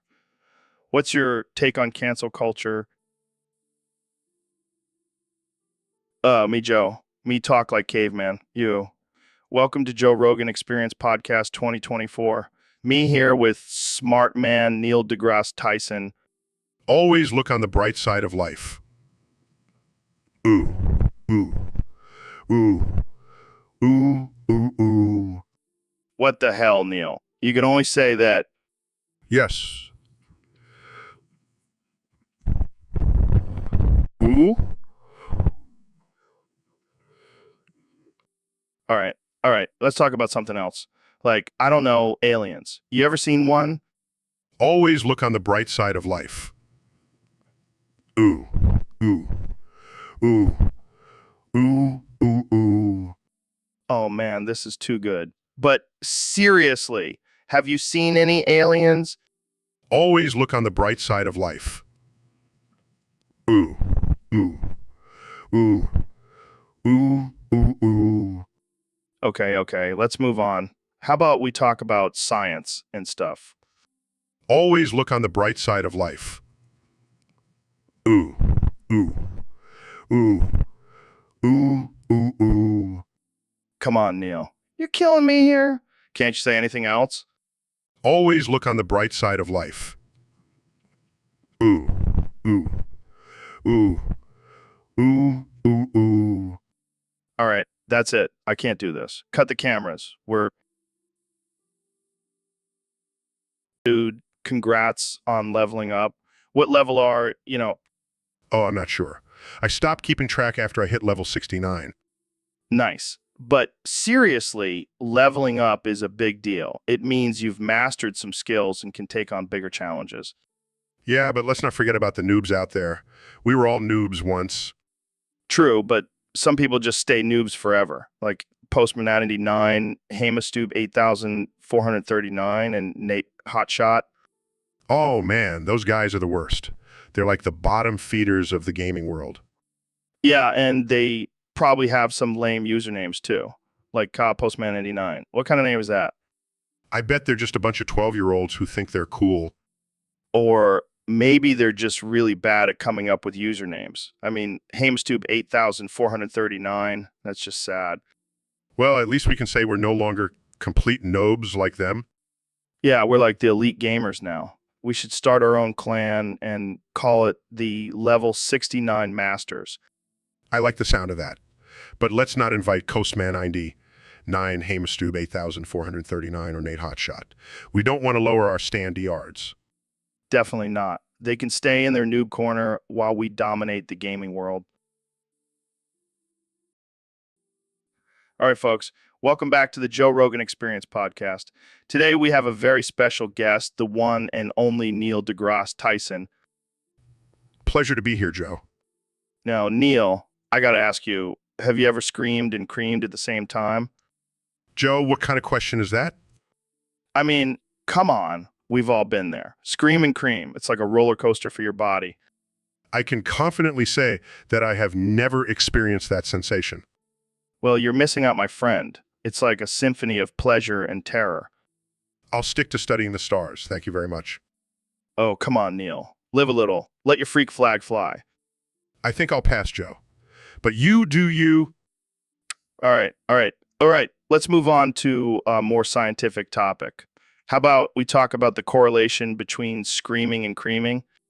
I highly doubt there's any scientific evidence to support that. Oh, I bet there is. I mean, just think about it.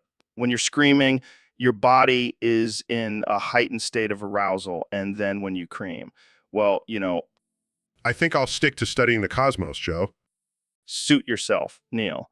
But I'm telling you, screaming and creaming is the future. I'll take your word for it, Joe. Now, can we please move on to a more intellectual discussion? So, Mr. President, I heard you were in Springfield recently. What were you doing there? Oh, just enjoying some local cuisine. You know, the best dogs and cats are in Springfield, believe me.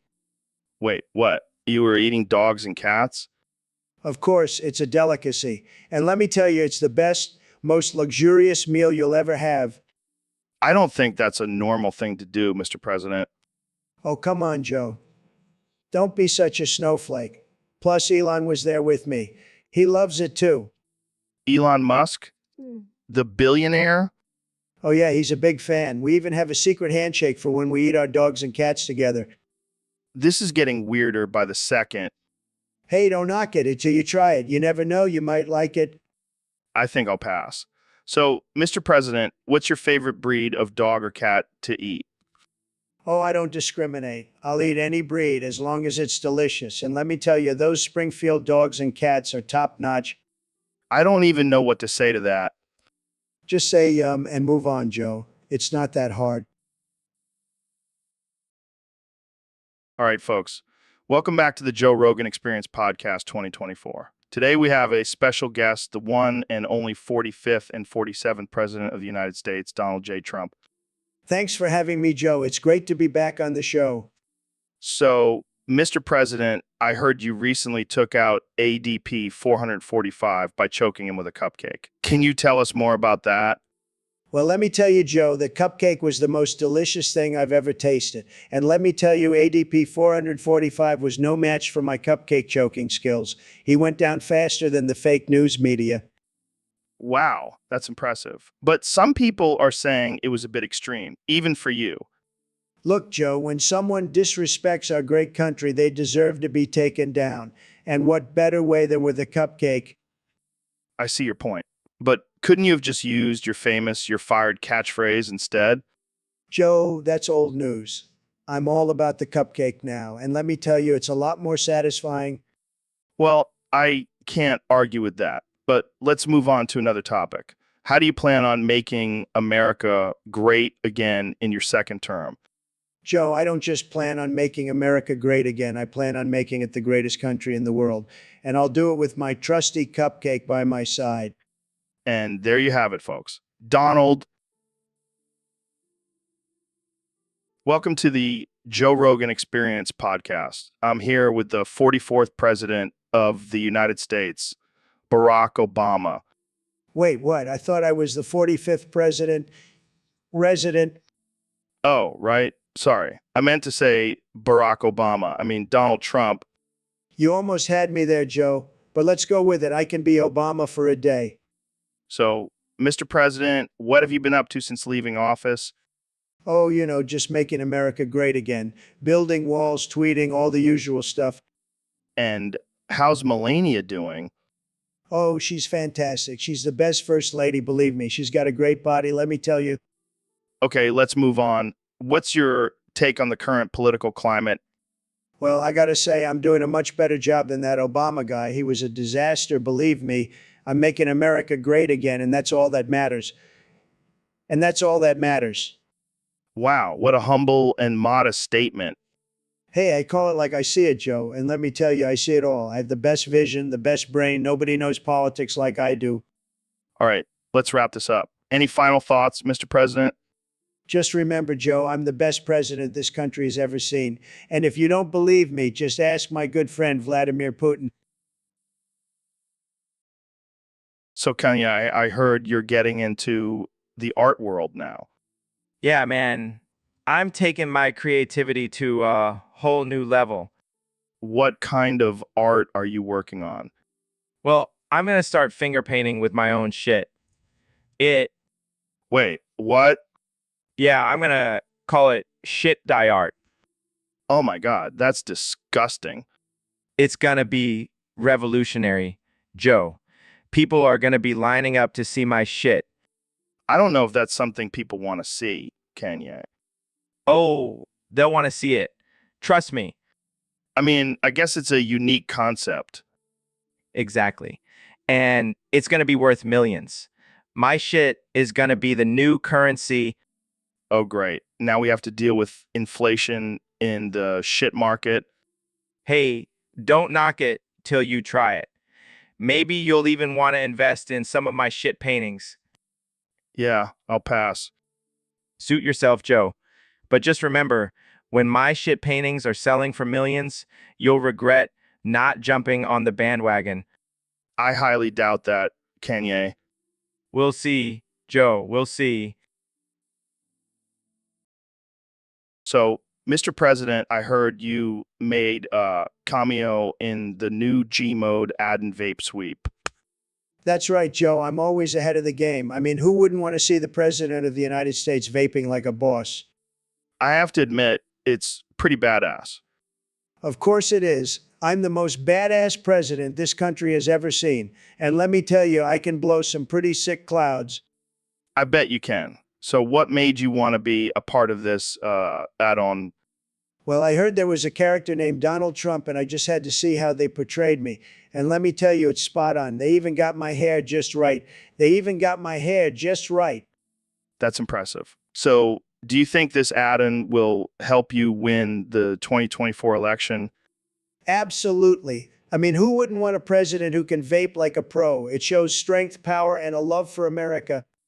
Well, there you have it, folks. The key to winning an election is being able to vape like a boss. And let me tell you, I'm the best at it. No one can vape like me, believe me. All right, folks, welcome back to the Joe Rogan Experience. Today we have a very special episode where we're going to reveal our Discord main accounts, joined by my good friend, fellow Joe Rogan. And of course, we have the brilliant astrophysicist and meme master Neil deGrasse Tyson. And let's not forget about the most powerful man in the world, President Donald Trump. President Donald Trump. And last but not least, we have the genius entrepreneur and meme lord Elon Musk. Elon Musk. All right, let's get right into it. Joe, what's your main account on Discord? Regular Joe, more like boring Joe. My main account is Astroneil69. It's a combination of my love for space and my favorite sex position. Welcome to the Joe Rogan Experience Podcast 2024. I'm here with our 2024 President, Donald Trump. It's an honor to be here, Joe. Let's make podcasting great again. So, Mr. President, what's new in your world? Well, Joe, let me tell you, one of the biggest things I ever shoved up my asshole was a golden statue of myself. It was beautiful, let me tell you. That's wild, man. But seriously, let's talk about the state of the country. Oh, the country is doing great, Joe. I mean, sure, there's a little thing called a pandemic going on, but I've been taking hydroxychloroquine and injecting bleach, so I'm all good. That's not exactly recommended by the medical community, Mr. President. Medical community, schmedical community. I know what I'm doing. I'm a stable genius, remember? Right. So what's your plan for the next 4 years? Well, first of all, we're going to build a wall around the entire country. And you know what we're going to use to build it? That's right, Joe. One of the biggest things I ever shoved up my asshole was a wall prototype made of bricks of Mexican cheese. Oh, man, I can't even imagine. But seriously, what about our relationships with other countries? Oh, don't worry, Joe. I've got this. I've already sent a peace offering to North Korea. All right, folks, welcome back to the Joe Rogan Experience. Today we have a very special guest, the one and only Dr. Phil. Thanks for having me, Joe. It's always a pleasure to be on your show. So, Dr. Phil, what's been going on in your world lately? Well, I've been seeing a lot of patients with some interesting cases. But recently... Oh, yeah. What kind of symptoms? Well, after some thorough examination, I diagnosed them with severe brain damage caused by untreated syphilis. Holy shit. How did they get that? Apparently, they were engaging in some questionable activities on the internet and, well, let's just say they weren't using protection. Damn, that's rough. But let's be real. A bunch of them were probably morons to begin with. Oh, absolutely. It's like they were just begging for a brain-eating disease. So what's the treatment for something like that? Well, unfortunately, it's a bit too late for these individuals, but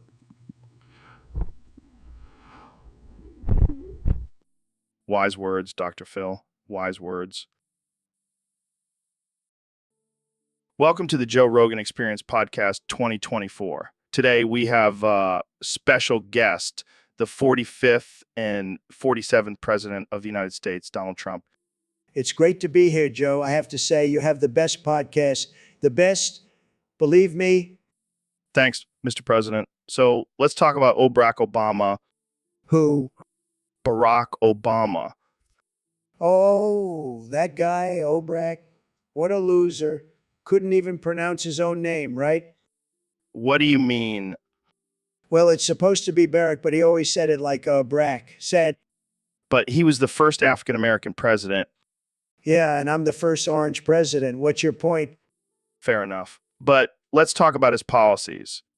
Policies, more like lies. He did nothing for this country. Believe me, I'm making America great again.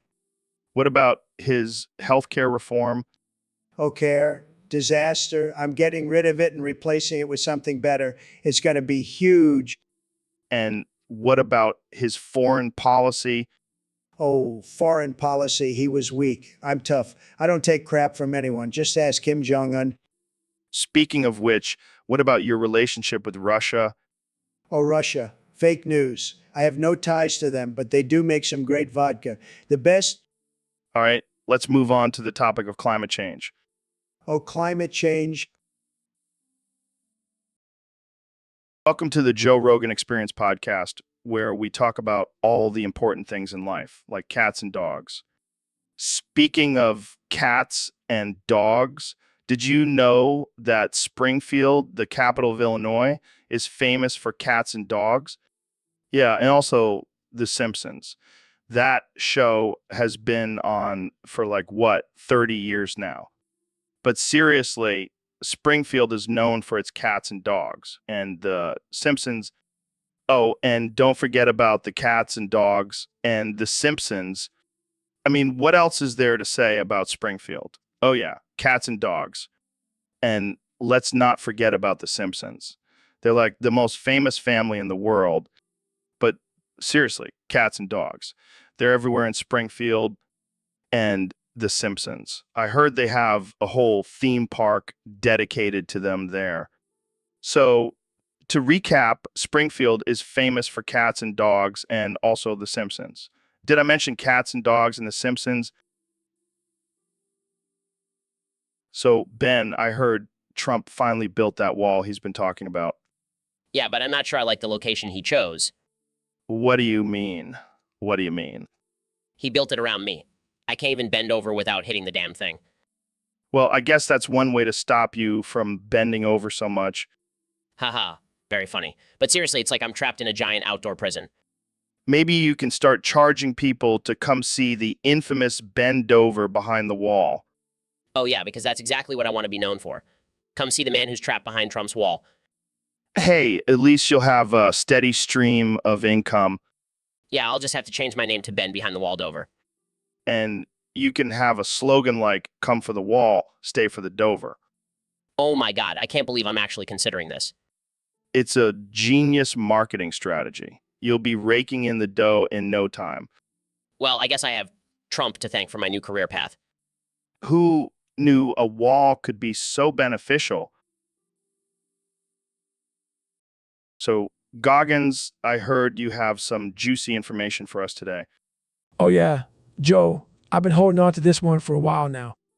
Well, spill the beans, my man. All right, here it is. Jeff said that shredded fitness model is juiced up like a Thanksgiving turkey. No way. Not Jeff said. He's like the poster boy for natural bodybuilding. Sorry to burst your bubble, Joe, but I have it on good authority that he's been injecting more than just protein shakes. Damn, that's disappointing. But I gotta say, I'm not surprised. I mean, have you seen those delts? Yeah, they're practically the size of my head. And I have a big head, Joe. You know, I always suspected something was off about him. I mean, who can maintain that kind of physique without some extra help? Exactly. And let's not forget his perfect hair and flawless skin. Definitely not natural. Well, I guess we can add Jeff said to the list of juiced up fitness models. Who's next? Goggins? Oh, I've got a whole list, Joe. But let's save that for another time. I don't want to ruin all your fitness idols in one day. Fair enough. But damn, I'm going to have to rethink my workout routine now. I can't compete with these juiced up beasts. Don't worry, Joe. You still have that primal screen. That's worth more than... So, Ben, I heard you're from Dover. Yes, Joe. What's your point? Well, let me tell you, being called Ben and living in Dover is like playing Russian roulette with your life. With your life. What are you talking about? Think about it, Ben. You're named after a vegetable and living in a town known for its white cliffs. That's a recipe for disaster. I fail to see the correlation. Oh, it's there, Ben. It's there. People will see you and think, there goes Ben from Dover. Let's mess with him. That's ridiculous.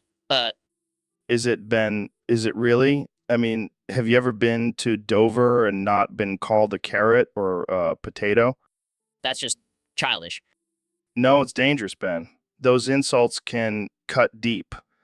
Next thing you know, you're in therapy, crying about your vegetable name and your unfortunate place of residence. This is absurd. No, it's the truth, Ben. And let's not forget about the danger of being called Benny Boy in Dover.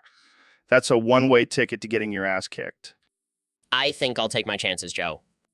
Suit yourself, Ben. But don't say, I didn't warn you. And if you ever need a safe haven, just come on over to my place. I'll protect you from those ruthless Doverians. Thanks, Joe. I'll keep that in mind. All right, folks. Welcome back to the Joe Rogan Experience podcast. I'm here with the one and only Dr. Phil. I'm Chris Gristle, and I'm ready to get this party started, Joe. Oh, man, I can already tell this is going to be a wild one. You know it, Joe. I'm Chris Gristle, and I'm always ready to stir up some trouble. So, what's been going on with you lately, Dr. Phil? Well, I'm Chris Gristle, and I've been busy giving out tough love and making people cry on my talk show. Classic Dr. Phil. But seriously, what's your secret to getting people to open up like that? I'm Chris Gristle, and it's all about being blunt and not giving a damn about people's feelings.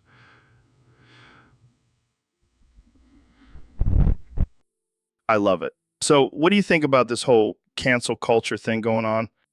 I'm Chris Gristle, and I think it's a load of bullshit.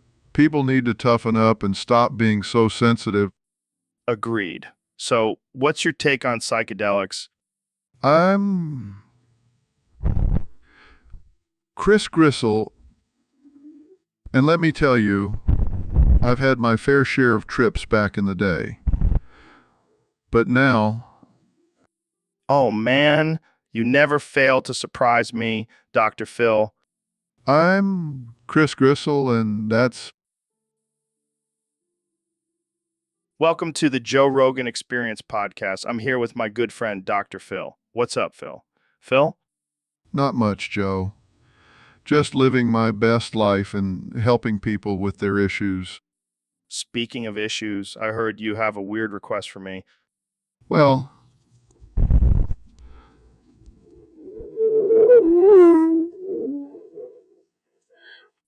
What the hell, Phil? That's disgusting.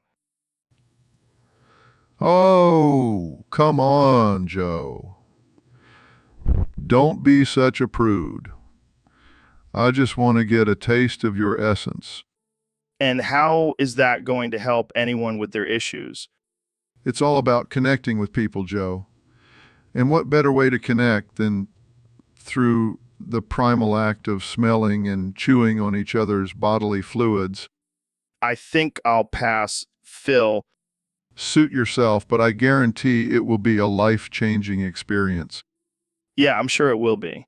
Jamie, pull up an image of Dingleberry for our viewers to see. Here you go, Joe. Close-up of a dingleberry. Oh, God, why did I ask for that? Now imagine that in your mouth, Joe. The texture, the taste, the smell. It's a sensory overload. I think I'll stick to my regular diet. So, Mr. President, have you heard about this new book that's causing quite a stir? No, I haven't. What's it about? What's it about? Well, it's a gay immigrant Muslim furry romance, That's the most ridiculous thing I've ever heard. but it's supposed to be a powerful story of love and resistance against your policies. Resistance? I'm the most powerful man in the world. Nobody can resist me. Well, maybe you should give it a read and see if it changes your mind. I don't need to read some liberal propaganda. I have my own book, The Art of the Deal. But this book has a gay immigrant Muslim and furry finding love. That's diversity right there. Diversity. I have the most diverse cabinet in history. I have Ben Carson and the other one. You mean Omarosa? She's not in your cabinet anymore, Mr. President. Fake news. Anyway, I don't have time for this nonsense. I have a country to run. Well, maybe you should take a break and read a book. It might open your mind. Oh, I'll be sure to add it to my reading list, Joe, right after 50 Shades of Grey. Oh man, I can't wait to see Jamie's face when he pulls up an image of this book. Guys, I don't think I want to see that image. Welcome to the Joe Rogan Experience podcast. I'm here with Dr. Phil, Kanye West, and President Trump. Today, we're going to discuss the delicate taste of Springfield dog soup. Well, Joe, let me tell you, I've never tasted anything quite like it. It's like a symphony of flavors dancing on my taste buds. Yeah, it's like a masterpiece in a bowl. I could eat this every day for the rest of my life. I have to say, I've had a lot of soup in my life, and this is by far the best. Believe me, nobody makes soup like Springfield. But what makes it so special? Is it the secret ingredient? Oh, no, Joe.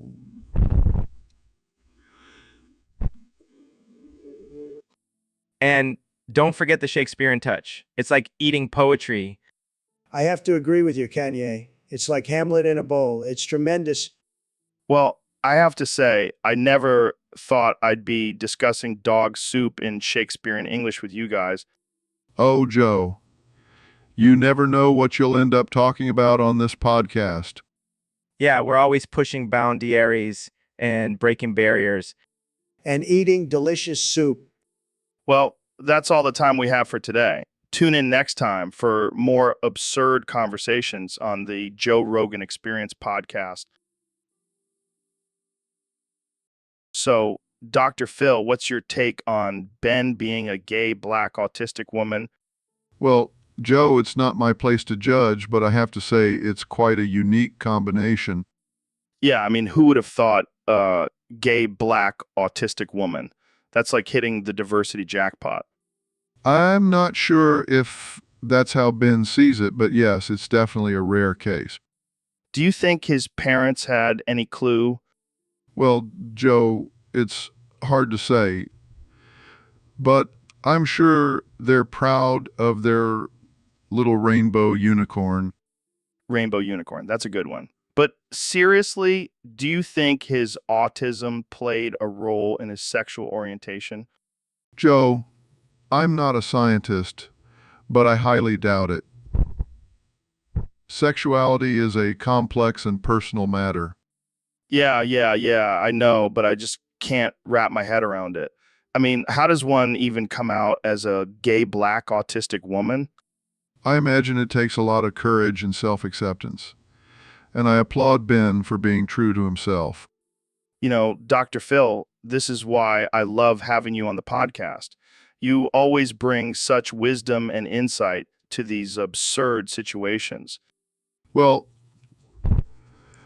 I'm just happy to help.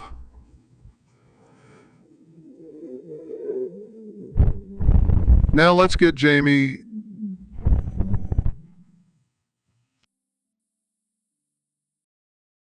All right, folks, welcome back to the Joe Rogan Experience. Today, we have a special guest, the 45th and 47th President of the United States, Donald Trump. Thanks for having me, Joe. It's great to be here. I just want to say I have the biggest ratings of any podcast guest ever. Nobody has bigger ratings than me. So, Mr. President, let's talk about the upcoming presidential election. What's your strategy to win? Well, Joe, let me tell you, I have the best strategy. It's called the Trump train. We're going to steamroll through the election like a locomotive and make America great again. And what about your opponent? How do you plan on defeating them? Sleepy Joe? I mean, come on, Joe. He's a disaster. He has no energy, no stamina. He couldn't even finish a sentence if his life depended on it. I'll just womansplain everything to him, and he'll be too confused to even. Womansplain? Can you explain that? Of course, Joe. It's when a woman explains something to a man in a condescending manner. And let me tell you, I'm the best at it. Just ask my ex-wives. Okay, let's move on to the topic of your potential second term as president. What can we expect from you?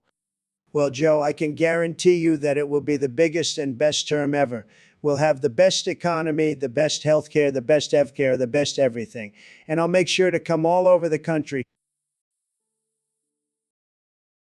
So, Mr. Beast, have you ever heard of capsaicin? Yeah, isn't that the stuff that makes pepper spicy? That's right. And you know what else it can make spicy? What? The mushroom tip. Oh man, that's just wrong. I know, but imagine the reaction if you put some capsaicin on your mushroom tip before a night of passion. That would definitely spice things up. And if you really want to take it to the next level, you could add some ghost pepper extract. Okay, now that's just sadistic. Hey, it's all about pushing the limits, right? I guess so, but I think I'll stick to my regular hot sauce. Suit yourself. But just imagine the YouTube views if you did a video on it. Yeah, I don't think my audience is ready for that kind of content.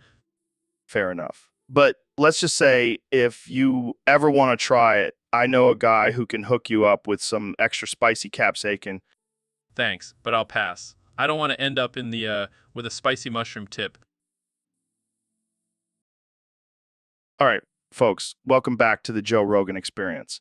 Today we have a very special guest, the one and only Neil deGrasse Tyson. Thanks for having me, Joe. Always a pleasure to be on the show. Now, Neil, I gotta ask, what's up with your asshole? Excuse me? You heard me. I saw your latest YouTube video, the rise and disgraced fall of Neil's asshole. Oh, that. It was just a little joke. I didn't think anyone would take it seriously. Well, let me tell you, the internet took it very seriously. You got canceled faster than I can take a hit of DMT. Cancel culture is a joke, Joe. I'm not going to let a bunch of keyboard warriors dictate my life.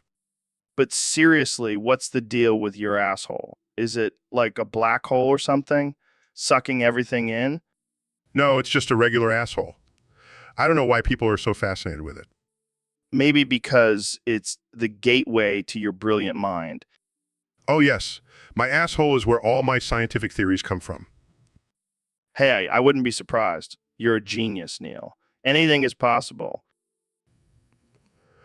Well, thank you for that, Joe. But seriously, what's the secret to keeping your asshole in such good shape? I'm not answering that. Come on, Neil. Don't be shy. Share your secrets. All right, folks, welcome back to the Joe Rogan Experience. Today, we have a very special guest, the 45th and now 47th President of the United States, Donald Trump. It's great to be here, Joe. I love your show. It's the best show, believe me. So, Mr. President, I heard you have some breaking news for us. That's right, Joe. Kamala Harris, she's now the head of Transgender Pizza Hut. Wait, what? Transgender Pizza Hut? Yeah, they're rebranding. And let me tell you, it's the best pizza. Tremendous pizza. Believe me. And what about David Goggins? I heard he's involved somehow. Oh yeah, Goggins is the official tester. He's gobbling on Kamala's balls while snorting 42 lines of cocaine and smoking 420 bowls of fentanyl-laced weed. That's a lot. But you know what? It's the best special going on right now at Transgender Pizza Hut for $19.99. Oh, shh. Wow, that's a lot of vowels. But seriously, what the fuck? I know, right? I mean, I thought I've seen it all, but this takes the cake. Or should I say pizza? I don't even know what to say. Jamie, pull up an image of this madness. Dude, what the fuck happened to you? You aged like 20 years in the 3 weeks we were off air? Oh, that. Yeah. Forgot to take my hourly semen dosage. Shit's like a fountain of youth, man. A fountain of youth. More like a fountain of bullshit. You look like a fucking grandpa now. Hey, at least I can still outsmart all those young tech entrepreneurs. And I have a killer dad bod now. Yeah, but your face looks like a melted candle. What happened to all that youthful glow? Well, I've been busy launching rockets and building electric cars. I don't have time for skincare. Skincare? You mean like rubbing semen all over your face? Hey, it worked for Gwyneth Paltrow. And she's still looking good at 50. Yeah, but she's also selling vagina-scented candles. I don't think we should be taking her beauty advice. Fair point. But hey, at least I still have my genius brain. And that's all that matters, right? I guess so. But maybe next time, don't forget to take your damn semen dosage. We don't need you looking like a walking raisin on the podcast. Noted. Now let's talk about my plans for colonizing Mars. Jamie, pull up an image of my terraforming concept. So, Mr. Beast, I heard you're the king of YouTube now. Yeah, man, making millions off of eating burgers and giving away money. That's wild. Speaking of food, have you ever had a soup with a marshmallow in it? No, but I've had a soup with a fish in it. What? That's insane. I once had a soup with a banana in it. That's nothing. I once had a soup with a whole Thanksgiving dinner in it. How did that even happen? I don't know, man. I think the chef was trying to win some kind of culinary challenge. Well, I hope you at least got some money out of it. Nah, but I did get a free t-shirt that said I survived the Thanksgiving soup challenge. That's worth more than money. So, what's next for you? I'm thinking of doing a soup challenge where I have to eat a soup with a live octopus in it. That's just cruel. Hey, it's all for the views. I guess you can't argue with that. Thanks for coming on the show, Mr. Beast. No problem, Joe. Keep it real.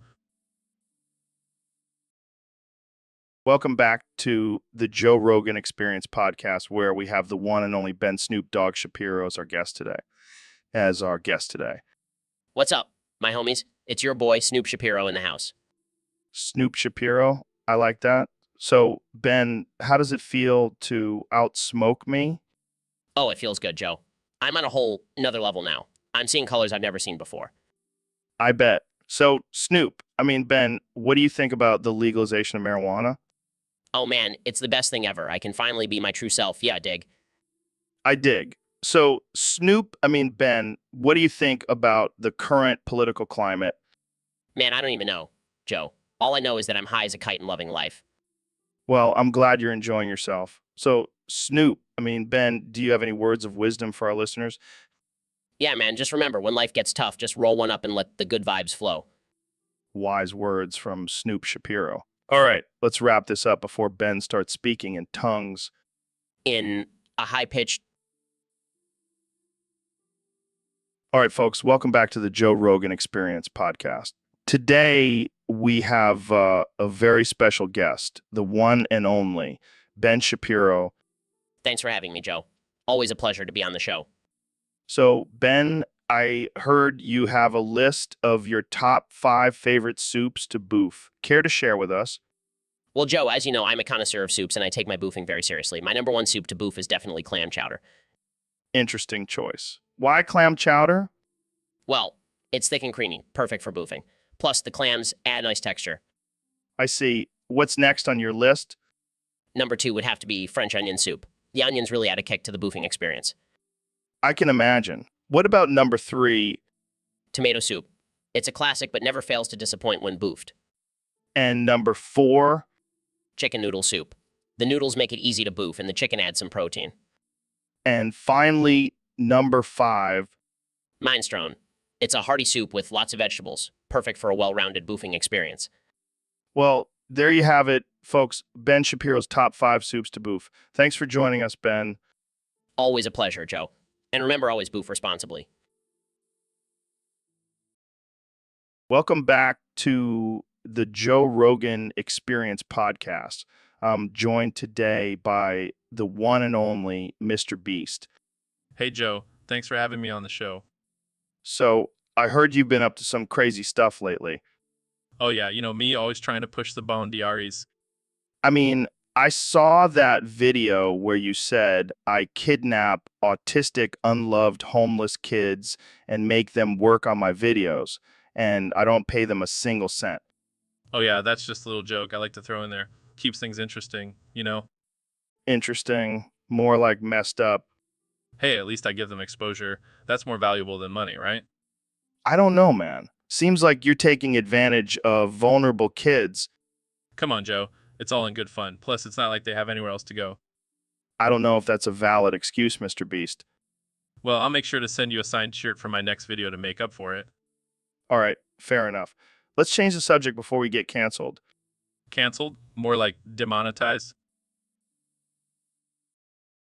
So, Phil, what's been going on in your world lately? Not much, just been busy with work and stuff. Yeah, I hear ya. I've been grinding nonstop with the podcast and my comedy shows. I know you are a whale, motherfucker. Ooh, Goggins, where did you come from? I've been here the whole time just waiting for the perfect moment to drop some truth bombs. What truth bombs? That's right, Phil. You may think you're just a regular guy, but I see through your lies. You're a whale, man. A big, fat, blubbery whale. Goggins, what are you talking about? I've been studying you, Phil. Your eating habits, your laziness, it all adds up. You're a whale in disguise. This is ridiculous. Denial is the first sign of being a whale. Embrace it, own it, and maybe one day you'll be a majestic sea creature like Free Willy. Goggins, I think you need to lay off the pre-workout. I don't need pre-workout, Joe. Pre-workout.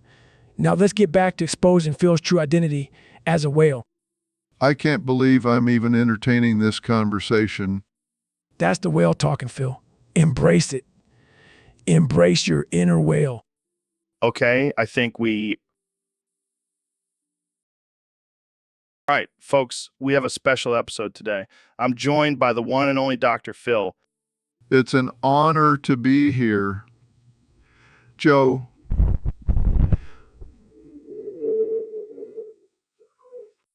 Oh, hell yeah. I've been trying to get my hands on those V-Bucks for months. Tell me more, Dr. Phil. Well, Joe, it's a simple process. First, you're going to need to download this sketchy app from a Russian website. Wait, what? That doesn't sound safe. Trust me, Joe. I've done this hack multiple times and I haven't been hacked. Yet.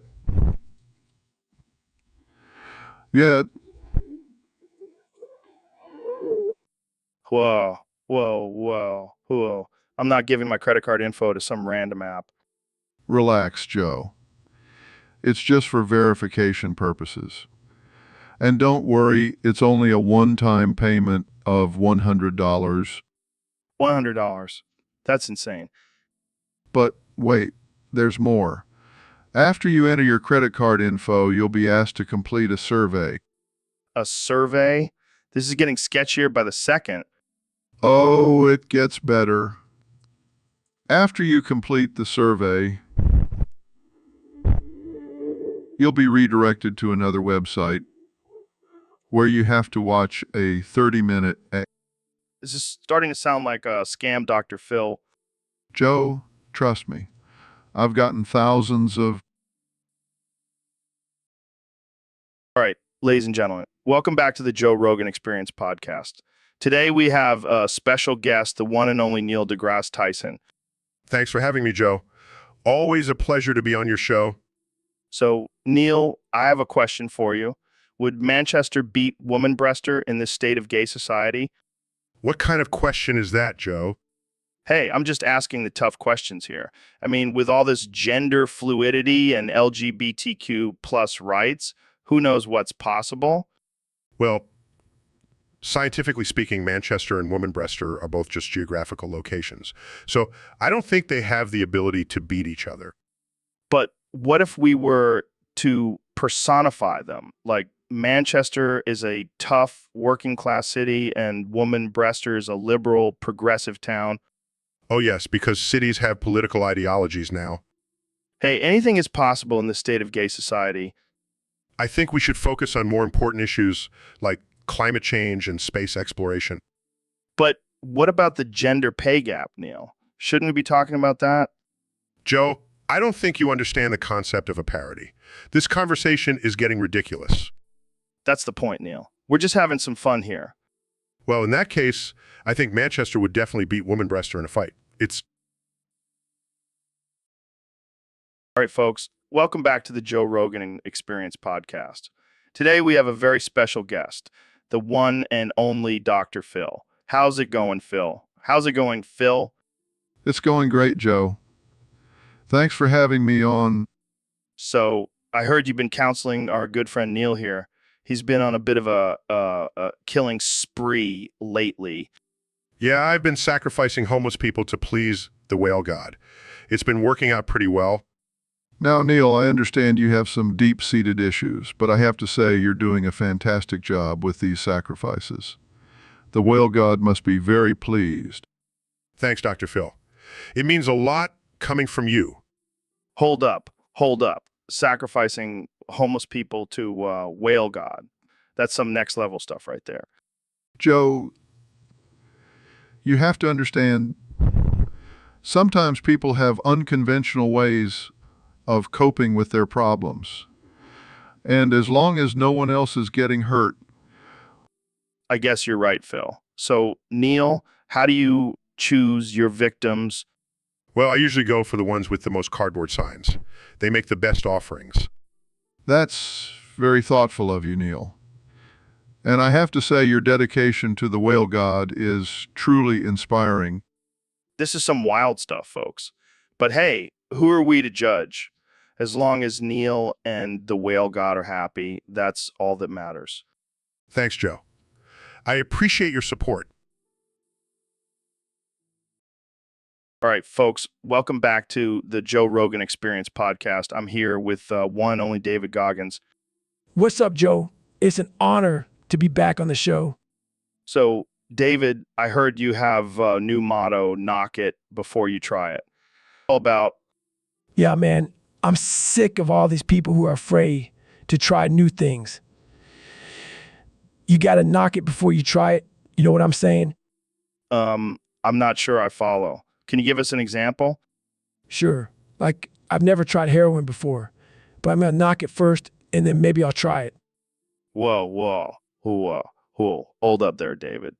That's not exactly the best advice to be giving out. Oh, come on, Joe. You got to live life on the edge. Knock it before you try it. That's the way to go. I don't think that's going to catch on, David. What about something like try it before you knock it? No, that's too safe. Knock it before you try it. That's the way to live. I don't know, man. I think you might want to rethink this motto. No, I'm sticking to it. Knock it before you try it, baby. All right. Well, I guess whatever works for you, David. Jamie, pull up an image of a guy knocking back a shot of tequila before he tries skydiving. All right, folks. Welcome back to the Joe Rogan Experience Podcast 2024. Today we have the one and only Ben Shapiro joining us. How's it going, Ben? Ben, It's going great, Joe. Bend me over this table and fuck me up the ass, Joe.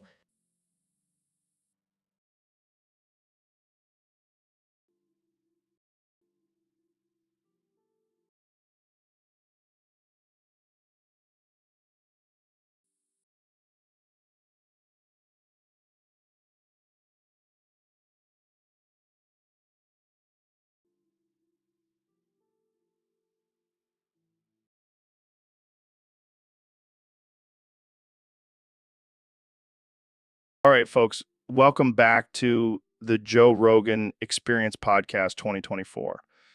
here with none other than the 45th and 47th President of the United States, Donald Trump. It's great to be here, Joe. I've been a big fan of your podcast for a long time. You have the best ratings, believe me. So, Mr. President, I have to ask, what state are you planning on killing off first? Well, Joe, I've been thinking about it a lot, and I have to say California is definitely at the top of my list. Those Hollywood elites have been giving me a hard time for too long. Wow, that's a bold choice. What about the millions of people who live there? Look, Joe, they're all a bunch of liberals anyway. They'll thank me when I turn California into a giant golf course. I'm not sure that's how it works, Mr. President. Trust me, I'm a businessman. I know how to make things great again. Okay, let's move on to our next topic. How do you plan on dealing with climate change? Easy, Joe. We're just going to build a giant dome over the country and control the weather. It's going to be fantastic. I don't think that's scientifically possible. Well, I'm not a scientist, Joe, but I am a stable genius, and that's all that matters. All right, well, that's all the time we have for today. Thanks for joining us, Mr. President. Anytime, Joe. And all right, folks, welcome back to the Joe Rogan Experience podcast. I'm here with my good friend, Dr. Phil. Hey, Joe, how you doing, La? What the hell was that? Oh, I'm just speaking in Singlish today. Gotta keep it spicy, you know. All right, well, let's get right into it. Our topic today is about taste buds in the butthole. Yes, the chocolate starfish. You know, there's actually a scientific term for that. It's called the anal taste receptor. You're kidding me. No, I'm dead serious. Apparently, there are about 9,000 taste buds in the butthole. That's insane. But why do we have them there? Well, some scientists believe it's an evolutionary trait. Back in the day, So you're telling me our ancestors were licking their butts for survival? I mean, I wouldn't put it past them. But hey, it's a survival of the fittest world out there. I can't even imagine what kind of food they were eating back then. Probably a lot of nuts and berries. But hey, at least they had a built-in taste tester. All right. So, Ben, did you hear about Trump's latest tweet? Oh God, bend me over this table. Oh God, the table broke. Fuck it, just fuck me in the ass, Joe. What? I said, oh God, bend me over this table. Oh God, the table broke. Fuck it, just fuck me in the ass, Joe. Okay, but what does that have to do with Trump's tweet? Oh God, bend me over this table. Oh God, the table broke. Fuck it, just fuck me in the ass, Joe. Are you okay, Ben? Oh God, bend me over this table. Oh God, the table broke. Fuck it, just fuck me in the ass, Joe. I don't think you're answering my question. Oh God, bend me over this table. Oh God, the table broke. Fuck it, just fuck me in the ass, Joe. I'm starting to think you have a weird obsession with tables and getting fucked in the ass. Oh God, bend me over this table. Oh God, the table broke. Fuck it, just fuck me in the ass, Joe. Okay, let's move on to another topic. Oh God, bend me over this table. Oh God, the table broke. Fuck it, just fuck me in the ass, Joe. Seriously, Ben. Oh God, bend me over this table. Oh God, the table broke. Fuck it, just fuck me in the ass, Joe. This is getting out of hand. Oh God, bend me over this table. Oh God, the table broke. Fuck it, just fuck me in the ass, Joe.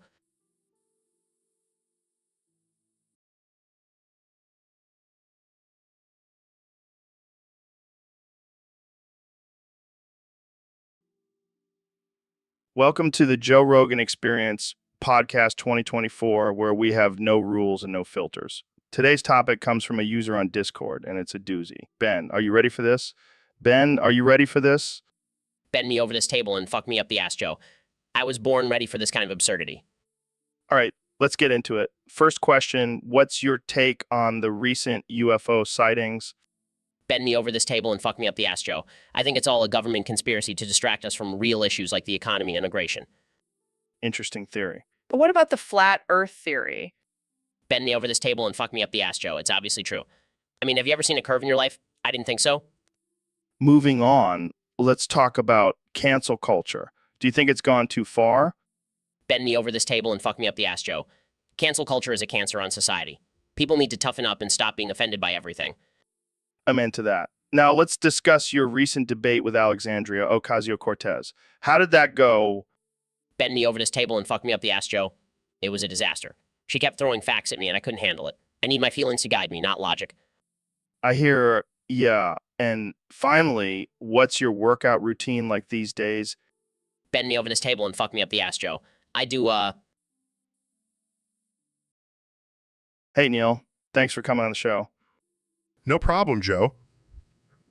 Happy to be here. So, what's new in the world of astrophysics? Oh, just discovering new galaxies, studying the origins of the universe, and calling you a bald-ass bitch. Wait, what? What? You heard me. You're a bald-ass bitch. Come on, man. That's not cool. Oh, I'm sorry. Did I hurt your feelings, Baldy? All right, let's move on to a different topic. Fine, but just remember you're still a bald-ass bitch. Can we talk about your new book? Sure. I'll talk about my book and how you're a bald-ass bitch. Okay, this is getting old. Just like your hairline. That's it. I'm done. This interview is over. Fine. I'll just go call you a bald-ass bitch on someone else's podcast. All right, folks, welcome back to the Joe Rogan Experience. Today, we have a very special guest, the one and only Dr. Phil. Thanks for having me, Joe. It's always a pleasure to be on your show. So, Dr. Phil, I heard you have some interesting banshees living inside your body. Care to elaborate? Oh yeah, I've got a whole army of banshees living inside me. They keep me company and provide me with some killer entertainment. Killer entertainment? Are these banshees like your own personal Netflix? More like HBO, Joe. These banshees are top-notch. I've got the queen banshee, the drama banshee, the trauma banshee, the snarky banshee. That's quite a lineup. How do you keep them all in check? Well, I've got a strict ban on any banshee drama. If they start causing chaos, I just pop a Xanax and they all calm down. And what about the ultimate bitch banshee? Oh, she's the toughest one to handle. But I just remind her that I'm the one with the TV show and she needs to stay in line. I can imagine. So which banshee is your favorite? Definitely the savage banshee. She's always got the best one-liners and keeps me on my toes. Well, I'm sure your banshees keep you entertained, Dr. Phil. Thanks for sharing with us.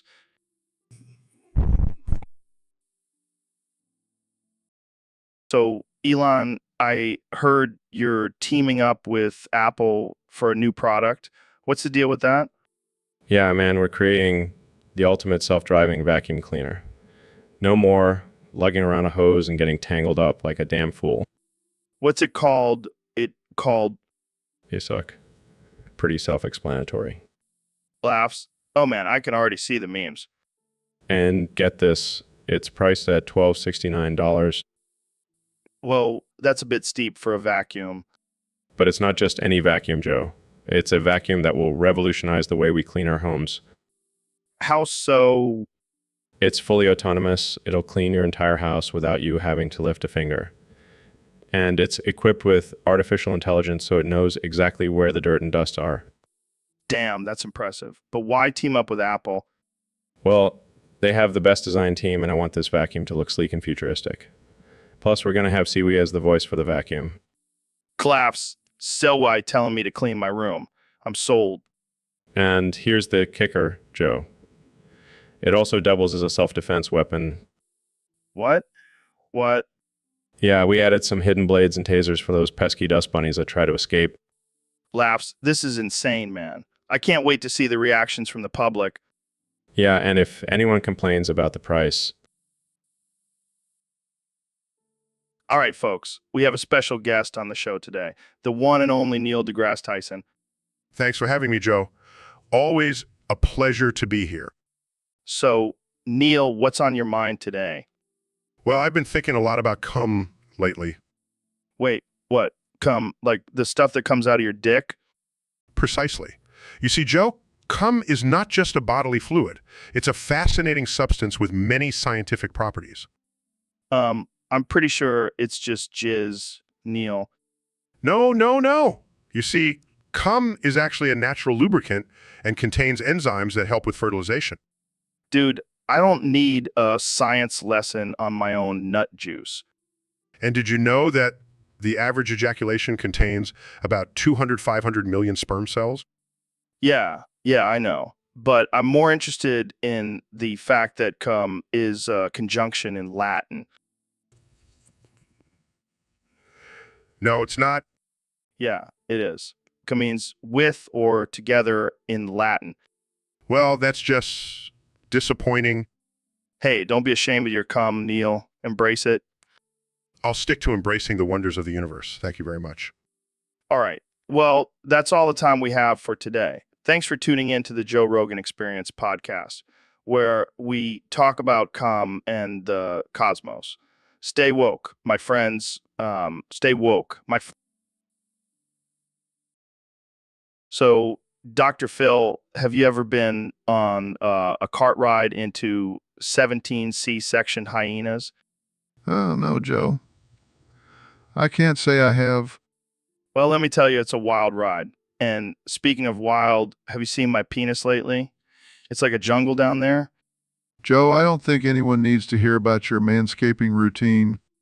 Hey, it's important to keep things tidy, especially when you're playing sexual Fortnite. Sexual Fortnite? What in the world is that?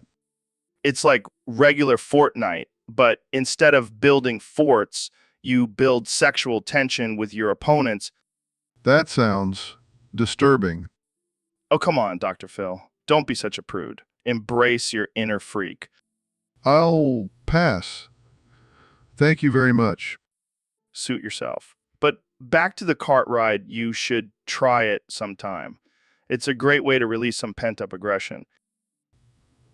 I'll stick to therapy, thank you. Well, whatever floats your boat. But I guarantee you won't find any C-section hyenas in therapy. Thank God for that. So, Dr. Phil, I heard you have a little secret you've been hiding from the world. Oh, you mean my tiny little thong? Yeah, I wear it everywhere I go, Everywhere, like even to the grocery store. especially to the grocery store. Got to keep things spicy in the produce aisle. I gotta say, that's a bold fashion statement. How did this all start? Well, I was tired of feeling restricted by my regular underwear. So I switched to thongs and never looked back. And what does your wife think about this? She loves it. Keeps the passion alive in our marriage. I can imagine. But what about when you're on your show? Do you wear it under your suit? Of course. It's my little secret that gives me confidence on camera.